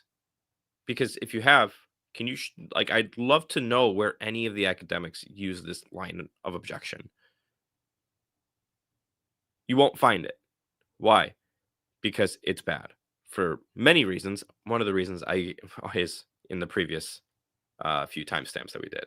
Just atheists, give this up, dude. I don't understand how this is still around. Okay, we'll keep going. Sorry. Yeah, uncontested. Tons of philosophers. What, John? Goes to 20, I think. Oh, okay. Next one. Okay, so I could just say my point then. Okay, so yeah. So the reason that it's like, no kidding, I'm not giving an argument specifically for Jesus. Here's why I'm not giving an argument specifically for Jesus. If you are under the impression that it is logically impossible for God to even exist in the first place, and then I show you an argument, say for example, the death and resurrection of Jesus, I give you all the data, you're still going to reject it, right? So there's a problem. Like everybody's, I think, just needs to you don't even have to do a course. Just look up the word epistemology on YouTube and just watch it, because it's the study of knowledge. It's the study of why do I believe what I believe in the first place. For me to even remotely get you into the category of Jesus, because you are right, I am selling Jesus at the end of the day. I have to bridge the conversation with, is even God logically possible in the first place? Not only is it just logically possible, is it the best explanation? So we start with things like, this is how I do the argument. This is my argument, right? Contingency argument. We need a necessary being. To get past this arbitrary and ad hoc of things of it just must be, we see order in the universe. We have teleological. So then we have some sort of mind that would derive this. And then how do we know it's the Christian God? Well, then I'd say, well, how would this God reveal himself to us? And then we can look at the death and resurrection. So yes, it has nothing to do with the Christian God at this point, because at first we have to bridge that gap. Amen. Argue that PSR, what he referenced, the principle of sufficient reason, is not obvious. It's already working within a conclusion. We also don't know that infinite regresses are nonsense. I get why it feels weird, turtles all the way down and all of that. I really get that. But special pleading a stopping point at your particular God, which is what you have to do, doesn't solve it. Whether it's from complexity or contingency or anything like that, if you just have to say at some point that everything needs a cause, if it's so complex, or everything must have an explanation if it exists, then you have to do that with the thing you stop at arbitrarily, your God. But you don't. That is the definition of special pleading. No, my God's outside of space and time. Oh, how convenient. And that to me is more ridiculous than infinite regress. And then even if something necessarily exists. Brandon, I got $1,000 for you if you can point out in my video where I made an argument for problems with infinite regress. Again, point. Got $1,000 on the line for you, bro. If you can point out any point where I talked about infinite regress being a problem, right on the table, my friend, because I don't argue for the problem of infinite regress. I have an argument for contingency, which doesn't matter. You can have an infinite regression, but you still need an explanation for the totality of contingent things. You can't just say, okay, we have an infinite amount of contingent things. Those contingent things still require an explanation. So if we're talking about the totality of the individual contingent things, you need some sort of necessary thing that explains all of that. It can go back infinitely. It still doesn't solve the problem. I didn't bring up infinite regress at all. I haven't brought up the argument for infinite regress in a long time. Some people will ask me about it and I'll give out an explanation on arguments I used to use, but it's not in my form of argumentation. And so this is how I know I'm not going to call you dishonest, because I'm just going to think you were not smart enough to get it. That's what I'm going to call, that you just didn't understand what I was saying. Dan? Yeah, I mean, I don't remember where exactly he says it in this video, but at some point he just says that you're parroting all the typical apologist arguments. Yeah. And I'm just like, the irony there is palpable, because all he's doing is actually parroting the standard Reddit atheism objections, and not understanding that while we're within the same categories of arguments that other low tier apologists will use, these are much more sophisticated versions of the arguments that are not special pleading. They're not doing anything that he's saying you're doing. And I just find it super ironic that like the thing that he's accusing you of doing is the thing that he's doing himself. Yeah. It just feels like more gaslighting and projection. Like, and one thing I want to point out too, before I forget, he also kind of makes a vague reference to the PSR and says there's some things that are problematic with there. And yeah, I know there are different models of the PSR. Now, if you want to deny principle of sufficient reason, go for it. Good luck. You're going to have a lot of problems implementing the scientific method at this point if you're just going to deny things that need an explanation. Because if you could simply just get away with your argument of like, oh, the universe just is, it doesn't need an explanation. Why should I believe that? Right? You can state it as a possibility, and it might be possible. It might just be the fact that there's just brute fact necessary universe and just is the way it is. I think there's problems with that, but let's put it in the wheelhouse of possibility. Why should I believe that? Go ahead, then. No, even if it's possible, it just doesn't mean that automatically that's a defeater to any theistic hypothesis at the end of the day, right? If this was a good way of arguing, fine. You know what? Ken Ham, congratulations. You've just gotten the secret cheat code to disproving evolution. Well, these data points that are all supporting evolution and in the Earth being over 6,000 years old, those are actually just brute facts. They're not actually explained by the fact that the Earth is over 6,000 years old and that evolution is true, right? It's the same thing. It doesn't save you because that's clearly a bad argument. So why is it a bad argument there, but not a bad argument when the atheist wants to do it? Show me the relevant difference. Again, for the audience too, the point that John is making with the infinite regress thing is this: when it comes to contingency arguments, you can allow for an infinite chain of contingent things where one contingent thing explains something else and explains something else and explains all the way into infinity, right? And let's just say, for sake of simplicity, it's an infinite chain of tabby cats. I can still ask the question, why do I have an infinite chain of tabby cats and not an infinite chain of green balls? Right? There's going to be some sort of more fundamental answer to that question. So infinite regress doesn't save you from the idea of needing some sort of necessary being. That was the point that John was trying to make. Yeah. Freaking. Okay. Anyway. 2140. 21? I think we're almost at the point where I'm going to let you kind of run the show here. When we get to historical reliability, I'll let you take over. And then again, aside from all of that, if we just give it to him, if we play the game like he's saying, you can have it. Do you not see it as the biggest leap ever to go from necessary something to God to Christian God? Yikes. But next we're going to get the fine-tuning argument. Yes. Yes, it is the biggest leap ever, Brandon. It is the biggest leap ever to go from necessary being to Christian God. It's almost as if I say in my video, this gets you a necessary being, and then I say, well, what does that mind look like? And then we go into the teleological argument. It's almost as if the contingency argument wasn't the totality of my argument, Brandon. So yes, it is the biggest leap ever to go from a necessary being to the Christian God. Congratulations. Do you want a cookie? That's exactly what I was saying. Okay. That's it. Just going to the next timestamp. Go look up the anthropic principle. Of course, we observe a life permitting. Oh, this is fine tuning. I was like, okay, yeah, okay. Yeah, we're shifting to fine tuning now. What does this go to? 25. 23 to 25. If it weren't, we wouldn't be here to notice it. And that will sometimes lead people into multiverse conversations. Maybe there's tons of universes that came into being for a split second, but the ratios were off and they imploded or whatever. We wouldn't know about that.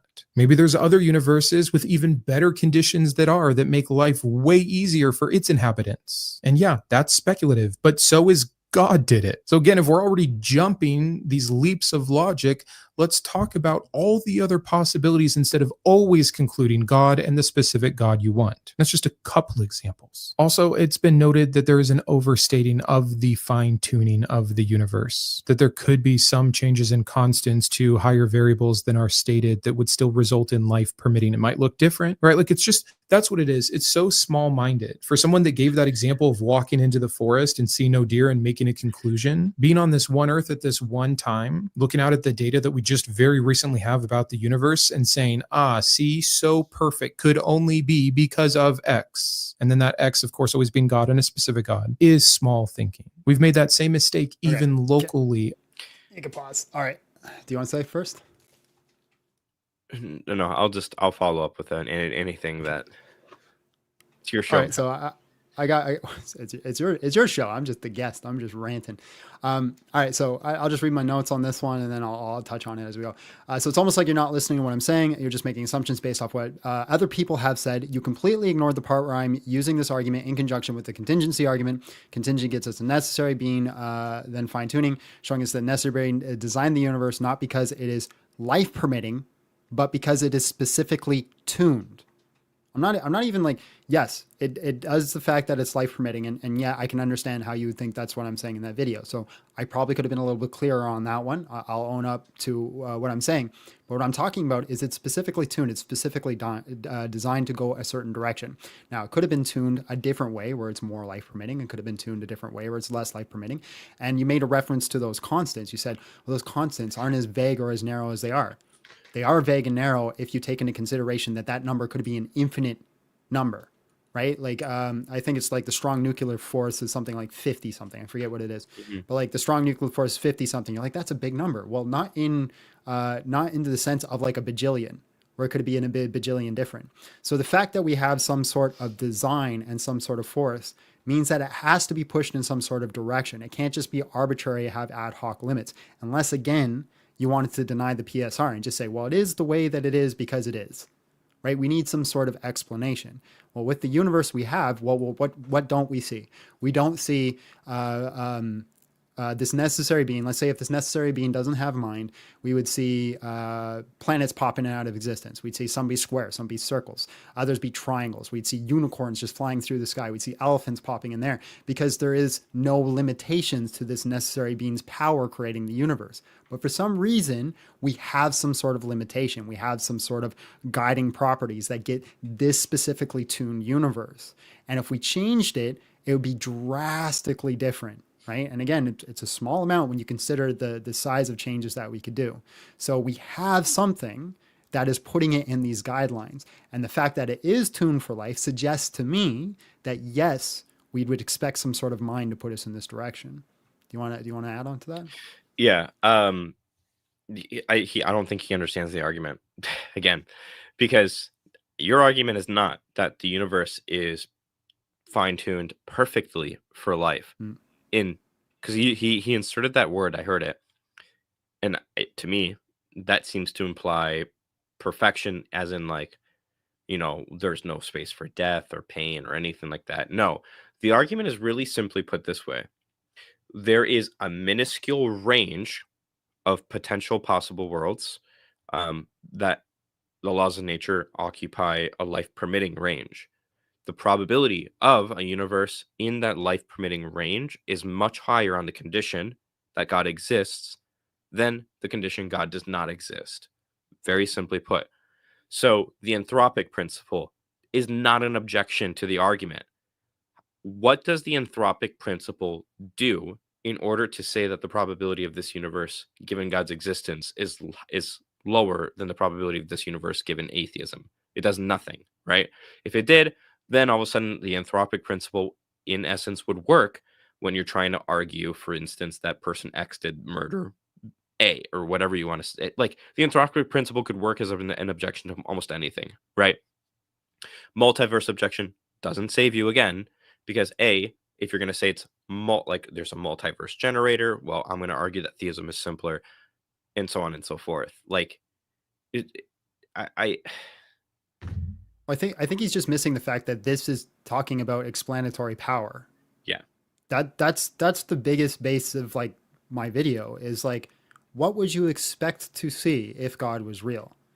You would expect to see these things. You would expect to see a necessary being. You would expect to see a life-permitting universe. You would expect to see people having experiences with God. And then what we're going to get into next is you would expect to see the death and resurrection of Jesus Christ. These are things that you would expect to see from an all-loving, omnipotent, omnipresent God. If atheism was true, you would not expect to see these things. Now, is it possible that just by chance we have some sort of brute fact and the universe just is this way? I'll grant it. I'll say it's possible. But I don't see a reason to believe that, and I don't see why that's the best explanation for the things that we have in this universe. Amen, brother.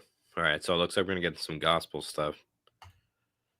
Especially Christian scholars, that the Gospels were not anonymous. This is not consensus among New Testament scholars. The mainstream consensus is that the Gospels were anonymous when first penned. These are no internal. Oh, sorry, go ahead, John. No, you go ahead. Internally anonymous, Brandon. It's not the same thing as strict anonymity. I think you're going to have to explain it to him. He's not going to understand that. I have to cough. I'm feeling really sick all of a sudden. Just give me a second, John. Can you take over? Yeah, sure. So, yes, the consensus is that there's an eternal anonymity, right? That within the Gospels, they never penned, I, John, wrote this. I, Matthew, wrote this. I, Luke, wrote this. I, Mark, wrote this. There's an eternal anonymity. Anonymity. I live in what was that from Finding Nemo? I live in a anonymity. Anyways, internally, yes, that is the consensus view. There actually isn't a consensus view on whether, if not, we know who the authors are. And I give an argument for why we think we know who the authors are. There's a lot of scholars who argue for original authorship and that we know. For Wes Huff was one of them, has risen to popularity. Richard Bauckham is another one. Brant Petrie is another one. Paul Rhodes, Gregory Boyd. Like there's a whole list of scholars, biblical scholars, that say we know who the original authors were. So there's this conflation that happens. Consensus viewpoint, they say it's anonymous, so therefore we don't know. No, they are written as if like I, John, didn't write this. But that doesn't mean that the culture didn't know who the authors were. Right. This is literally just like my dad can beat up your dad.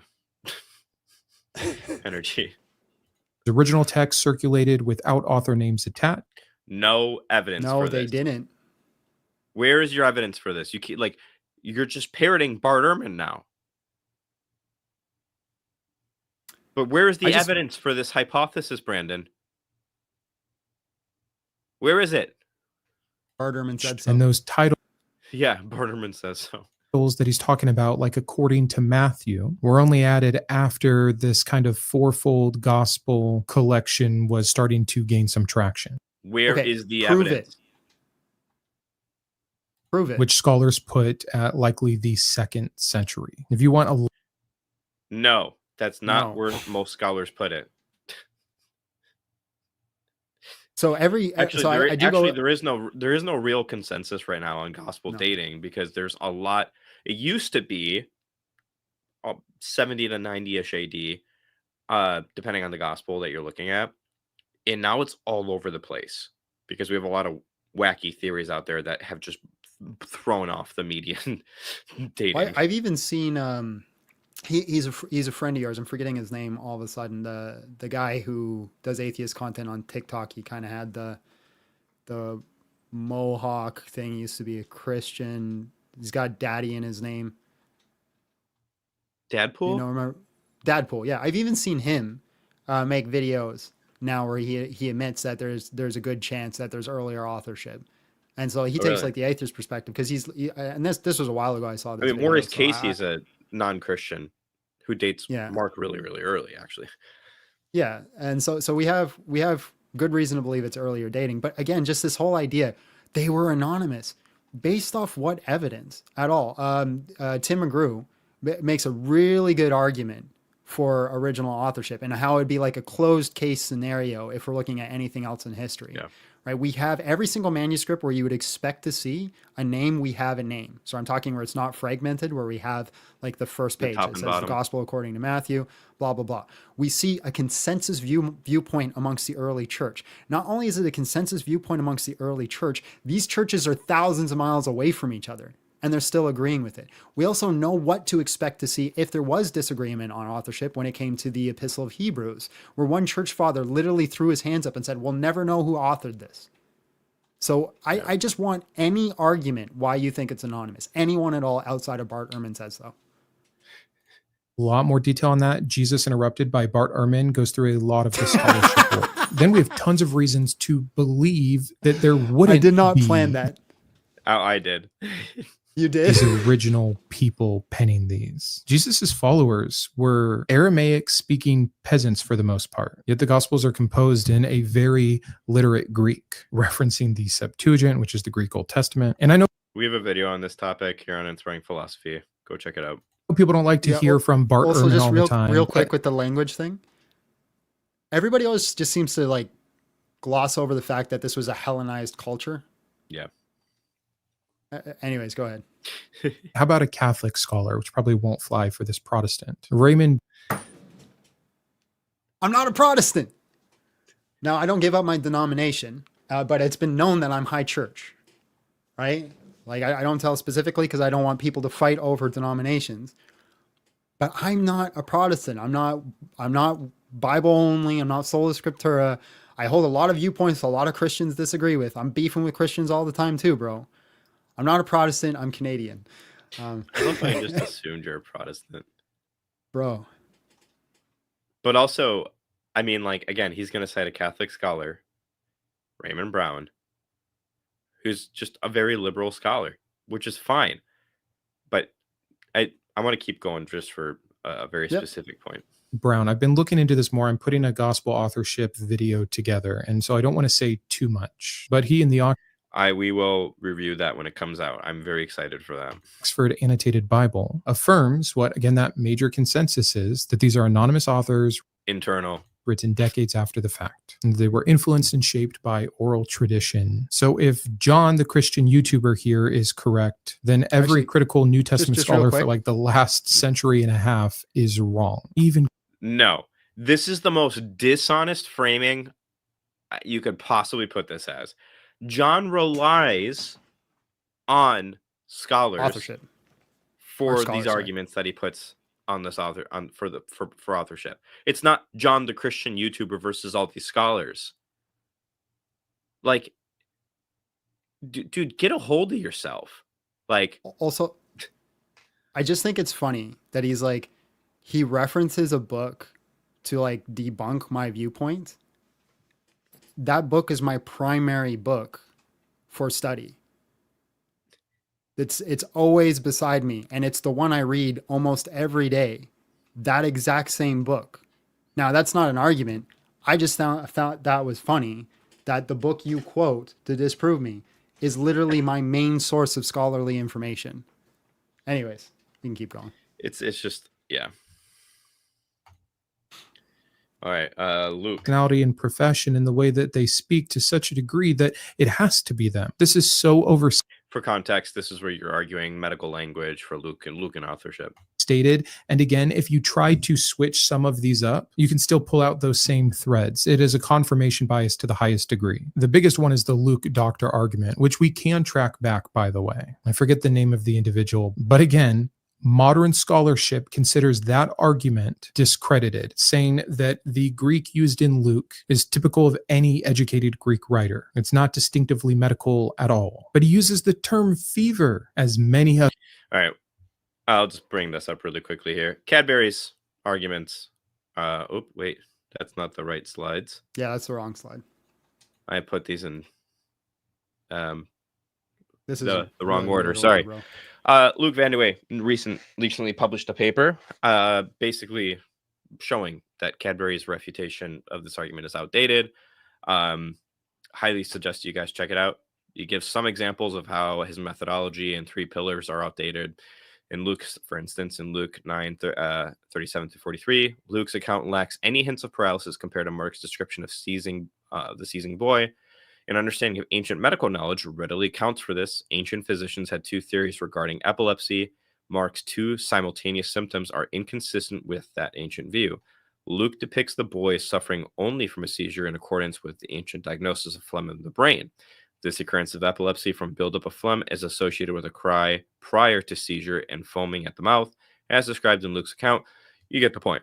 So Luke Vandewey, who is again a biblical scholar, goes into incredible detail outlining this and actually even provides like a statistical analysis for the medical language in Luke's gospel relative to the cultural context of his time. So it's not been debunked. In fact, Cadbury's arguments are just outdated now. Like the egg? What? Keep going. Is Cadbury an egg? Yeah. Is that a Canadian thing? Axe? Maybe. I don't know. As a form I'll remind you before we continue if you want to do any super chats.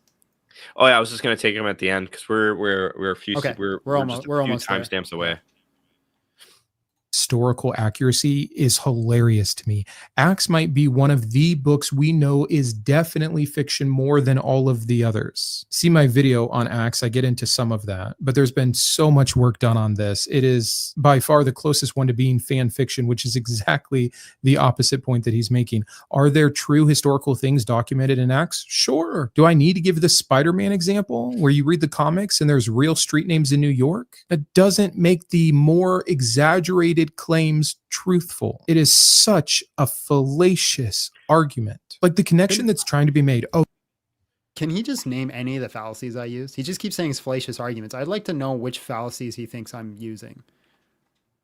That's all. Here's the thing. I don't think he actually keeps this in there. I don't remember, to be honest with you, so I don't want to say that.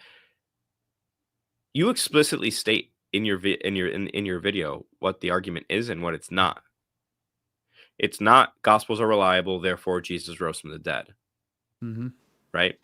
It's Gospels are reliable, therefore we have access to what the alleged eyewitnesses actually said about the historical Jesus. Right? And then from there, you're going to argue, okay, well, now we have all that testimony. What's the probability of all that testimony given the resurrection? Blah, blah, blah, blah, blah. I don't understand, because I've dealt with this nonstop. What is it with atheist YouTubers hearing you explicitly say this and then still go, yeah, but like, just because they're right about this doesn't mean they got this right. Spider-Man fallacy. Like, slow down and listen to the words that people are saying. You don't want Brandon, me, man. I'll listen to your Acts video, by the way. here are my predictions about what you're going to say. Contradictions, late dating, arguments from silence. Probably going to mention something about Acts correcting Paul, and that's going to be a problem because if Acts is correcting Paul, then it couldn't have been Paul, a traveling companion of Paul or anything like that. And then something about anonymous authors. That's my prediction of his video. We'll see. For the Spider-Man analogy, again, completely fails down, right? Because of the reasons previously stated. Yeah, that's what I'm gonna do now. Every time somebody like brings up like a news report or an article, like Christianity is stolen from paganism, I'm just gonna say Spider-Man fallacy, just because they got these things right doesn't mean. That's all I'm gonna do, bro. What's next? We're at 31. Did you go over all the stuff for Axe? I mean, there's nothing to go over because he just calls it fan fiction. Yeah, fair enough. And in it, he actually explicitly admits that Axe gets lots of things right. But Spider-Man, there's nothing to argue against here. It's just foot stomping. What does he go to next? 32, I think 33. we're on people die for what they believe. Oh boy. I think that's the next one. Wild to me. What else did we have there? We had the martyrdom of the apostles, the whole thing. They wouldn't die for a lie. Like, this is a 101 class of New Testament gospel apologetics. So I'll give the 101 counter example. Oh, so I guess the Muslims in the plane on 9/11 make Islam true. Of course they don't. No, you idiot. Of course these don't. No, you baboon. No, you buffoon. You moron. You nincompoop. You fool.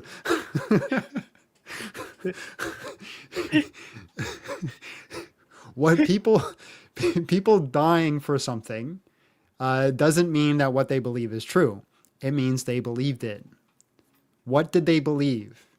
What did they believe? Did they believe that they thought some guy out there said Jesus rose from the dead, or someone convinced of them that? No, they believed that they personally, with their own two eyes, witnessed Jesus Christ rise from the dead. With their two pupils, saw it themselves. And so they were willing to die on those claims. And it's not the claim that they all died, right? We can confirm maybe three, right? Peter, Paul, and James. And there's argumentation against James, whether it was actual martyrdom. But Peter and Paul, I think that'd be pretty hard to argue against. Now, one thing scholars collectively agree on, seems how you like consensus, they were willing to. Well, what were they willing to? Again, like I said at the start, just because we could say it's reliable doesn't mean Jesus rose from the dead. Just because they believe that Jesus rose from the dead doesn't mean he rose from the dead. But what do they believe? I have to ask that question. Right? They believe that they personally saw Jesus rise from the dead. So your analogy towards the 9/11, well, what do they believe? They believe that if they die, they go to Gehenna and they get 72 virgins. Now, I know that 72 virgin thing is whatever, but the Gehenna thing is true, right? If they die in martyrdom, they go to heaven. Well, how could you be convinced of A, and how would you be convinced of B? So my question for you is, how would you convince somebody that they personally witnessed somebody rise from the dead and then sat and talked with them for 40 days? That's my question. How would you convince them of that and it also be a lie? Yup.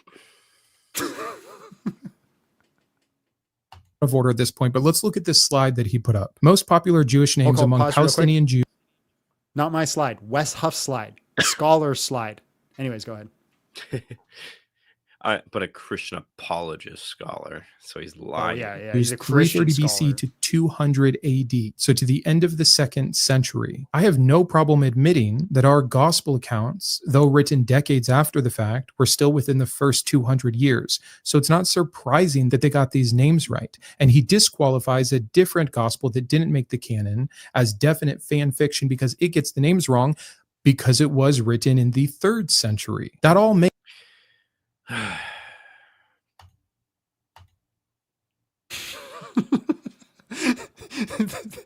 that opening of that slide, my friend. Why? It's just like the attitude. I could feel it all the way here in Canada. Brandon, how are you gonna sit here and do this intellectual high ground? John doesn't even look at these arguments and doesn't actually look at the scholarship, blah blah blah blah, all this other stuff, and like not actually even try to like research the data that John's pointing to. It's okay. Luke Vandewey and Jason Wilson a few years ago had published this paper on onomastic congruence. It's an update to the slides that John posted, so it like totally fair on that end. Because John, you used Baucham's old stuff, and Wes Huff is using Baucham's stuff. Like the updated scholarship from a few years ago, though, is Luke Vandewey and Jason Wilson's paper here. And they've done a chi-squared goodness of fit test on the Gospels and Acts, and the basic idea is that it's not just pertinent to dating the Gospels and Acts; it's also pertinent to the genre, right? When you look at the statistical analysis, what you'll end up finding is that the Gospels and Acts fit. There's a statistical fit with the way they disambiguate names and the statistical frequency of names with the Gospels and Acts. And what you'll find is that when you test for fictitious names, historical novels that are like also fictitious, all these other things, you're going to find that there is no fit. So it's not just about dating, but it's also going to be about genre. And it's also going to actually be about geography as well. They tested for names in different geographical spans, and you find that the Gospels and Acts best fit statistically through the onomastic or the name data to the place and time that they are purporting to report the events on. Just as a side note too, there is a paper currently in peer review even updating this literature that we're citing here as well. So it's a little bit more nuanced than you might think, Brandon, and just assuming that the nuance is going to be there and you're not going to have to like look deeper into the arguments from John's YouTube video that he himself says I'm not going to go into all the details on. I don't know, man.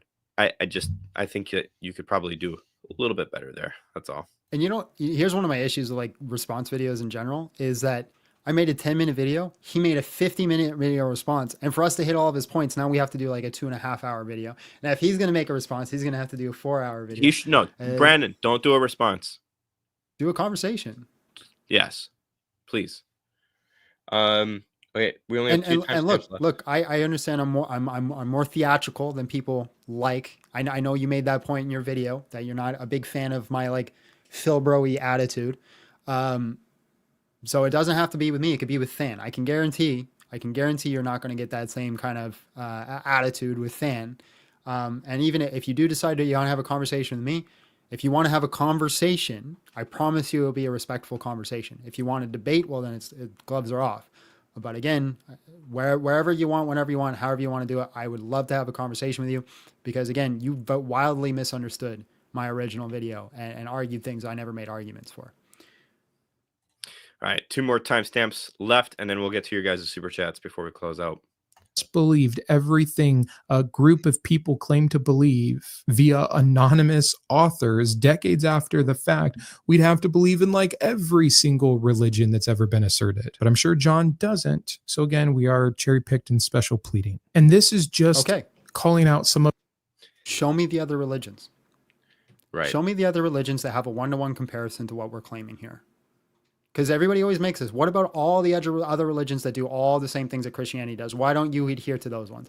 The only one that I've ever heard anybody make like a half-decent argument for is for Joseph Smith and his people seeing the golden tablets. And you know what? I believe they saw golden tablets. Now, there's a lot of other conclusions, and I haven't done a deep study into that to come to a conclusion on whether it's true or not. And one day I am going to get to that point where I look into it. But right now I'm really busy with atheistic arguments and Islamic arguments. I don't have unlimited amount of time. But people always make this claim. And so my question, I put the challenge out there. Show me a religion that has a one-to-one comparison to the claims that we are making. Not only that, but he's actually, he's artificially manufacturing a problem for you. Because, John, you don't accept anonymous, late dating, unreliable gospels. right? It's a problem for you if you were to accept those things and believe what they say, right? That's what Brandon's saying is, well, we have all these anonymous blah blah blah and reliable documents. Okay, we have these. We also have that for all these other religions, so John should believe that. But that's inserting his position into your framework to artificially manufacture an issue. It's a really like I don't know if he's doing that on purpose or if it's just like an accident, but it's a really slippery accident then. All right. I think this is the last one. Last one is 36. Cool. Always does. Atheist, bad life. Believing in God, good life. No, Even can you though go a Jesus little further promised back? I think we missed something. Right here. things, being homeless, addicted, high anxiety, and all of that can be true, but it's not always true. It doesn't follow. They're not grouped together. But the Christian testimony always does. Atheist, bad life. Believing in God, good life. Even though Jesus promises just the opposite. And then it's always God coming to them in the way that. So there's an internal contradiction here, because your original point in the video is that my testimony wasn't valid because I had bad life. And then you're saying at the end of your video that my testimony is not valid because it's always the same story, that I have good life. Right? So you're saying originally atheist, bad life, Christianity, good life. But you originally said that my testimony wasn't valid because I didn't go Christianity, good life, and went Christianity, good, bad life, which is what happened, right? I never claimed good life, never made that claim, right? I claimed that Jesus fixed illnesses I had and sicknesses. Now, people who know me know that one of the reasons that it took like a long time for us to respond to you is because we just went through a family tragedy, and I've had to go through that, right? Now, that family tragedy, I still think Jesus is good, but that doesn't mean my life is good right now. So you're just making these base assumptions. What I think is I'm better, I'm more virtuous, I have more joy in life. But if you're measuring it on a utilitarian kind of view, no, it hasn't improved on a utilitarian point of view. It's improved on a virtuous type of view. And that's because of the love of Christ. I am a better person because of him, but that doesn't mean my life overall is just better. Now, God does grant certain blessings, but sometimes God gives certain things in trials and tribulations too. And I never made the claim that believe in Jesus and you'll win the lottery. Right. All right. Let's get to your guys' super chats. John, are you satisfied? Probably a million things I forgot to say, but That's okay. I'll get mad about that. Brandon, later. talk to us. Talk to John. I'm happy to moderate. I'm a really good moderator. I can just play Minecraft while.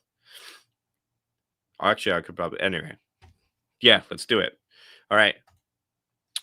Clive, thank you for the super chat. Have you guys seen the trailer for the game Gate Zero? Might be something to look into and possibly live stream and releases. I have not, but I will look into it. I don't have money to afford video games either, so if we live stream it, yeah, it could be fun though. I think this is on yours, John. No, yes, this was from your stream. Law of Excluded Middle. I don't know what it's referencing to. Yeah, but thank you. Friend, I'm the GOAT. All right, King Tesseract. How do the molecules in our cells get where they need to go without getting tangled with each other if they all use the same electrostatic force? Natural selection fails. Atheism, death. Now, the second law of thermodynamics and the fifth of biology: a cell at equilibrium is a dead cell. Materialists will try to use natural selection, but that's top down. Molecules need bottom up answer. John, do you have anything you want to say to that? Nope. Okay. I mean, thank you for the super chat, King Tesseract. We here at Inspire, we typically just accept evolution. I'm agnostic on evolution. Fair enough. All right. I don't think I've ever heard an objection to theism that didn't involve straw manning. I want to be fair to atheists because there's lots of atheists out there that their objections don't commit these problems. Yeah. which is why I'm pointing to those atheists whenever we respond to like people like Mindshift or any other atheists that do this. I think Alex O'Connor is really good at understanding the opponent's viewpoint. Does he do it perfectly all the time? No, but I think there's times where he has a job and he's trying to win the job, and I think there's times where he's engaging genuinely. So why would an atheist try to deconvert others if their worldview ends in nihilism? Then by their own logic and any reason they give is in vain. Based off of the research that I've done, there's a strong correlation between atheism and political motivations. So that tends to, that, at least for the moment, based off some of the research that I've been doing, it seems like that is the best explanation as to why. John, anything? They want more people with blue hair. Oh, jeez. Okay. From your channel, John, $10 super chat. P66 from Egypt, Clement of Alexandria, Irenaeus of Lyons, and Diatessaron all agree on who wrote the Gospels at the same time. Given disagreement, yes, we know the original authors. Like I said, Tim McGrew, you made the argument, right? If you look at anything else in history and compare it when we're looking at authorship, it's a closed case. But for some reason, because it's historical studies and biblical studies are not the same thing. It's not in the same wheelhouse. For some reason, there's different criteria when making conclusions about the Bible than there is in just historical studies. So like, if we were to look at it from just a historical perspective, the door would be shut. We would say, yeah, these are the authors. But I don't even know why we're fighting about it, because who cares? I don't know if it would change my viewpoint if the authors were anonymous. Like it kind of helps, I guess, a bit with Matthew and John. So I could say, yeah, it might probably change my viewpoint if it wasn't Matthew and John. But Luke and Mark, like, I don't really see why that's like a hill that atheists want to die on. It just seems to be like, it just seems to me that there's a lot of atheists in the world that want everything that Christians believe to be false. So if there's anything that we argue in a positive, they just want to say it's negative. Oop, wait, skip one.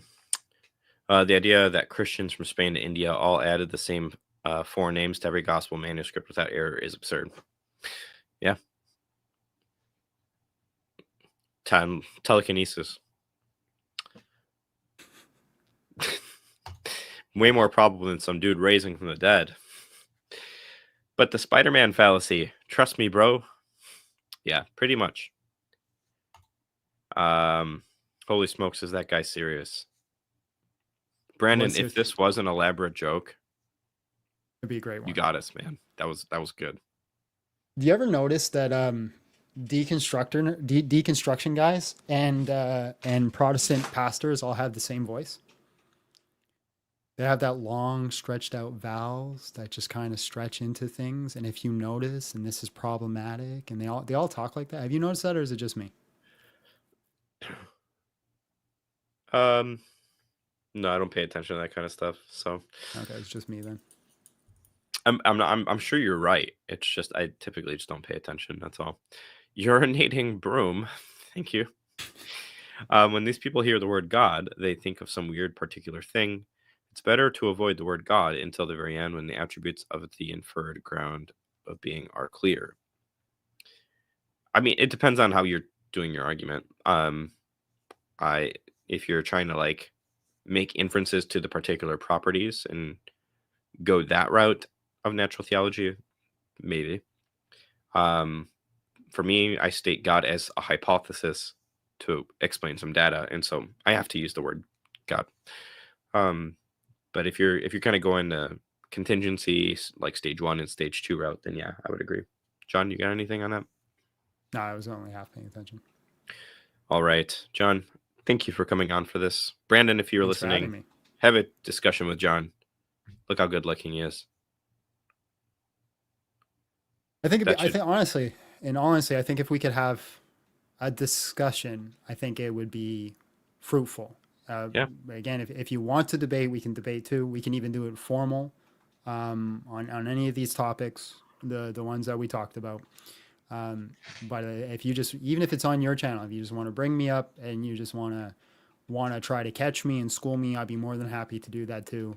Because I think it'd just be better. Because I just have these issues with response videos in general, is that both people end up speaking past each other. You call me a liar, I called you an idiot. And that's probably not fruitful on either one of our ends. So it'd just be best to just sit and talk about what we disagree on and why. Yep. Somebody said Than sounds like he needs a nap. I'm really sick. So I'm looking good. I'm looking forward to signing off and going to bed. Damn, John, the lighting is amazing. I worked hard on it. He has this really nice feature in his room where the lighting reflects off of his pale skin.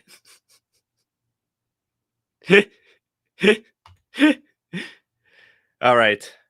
Well, we'll be on live again tomorrow. Joel Kiriako and I and Mike will be on responding to Alex O'Connor and Dan McClellan.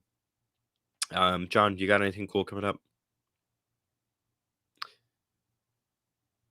No, I don't do cool things.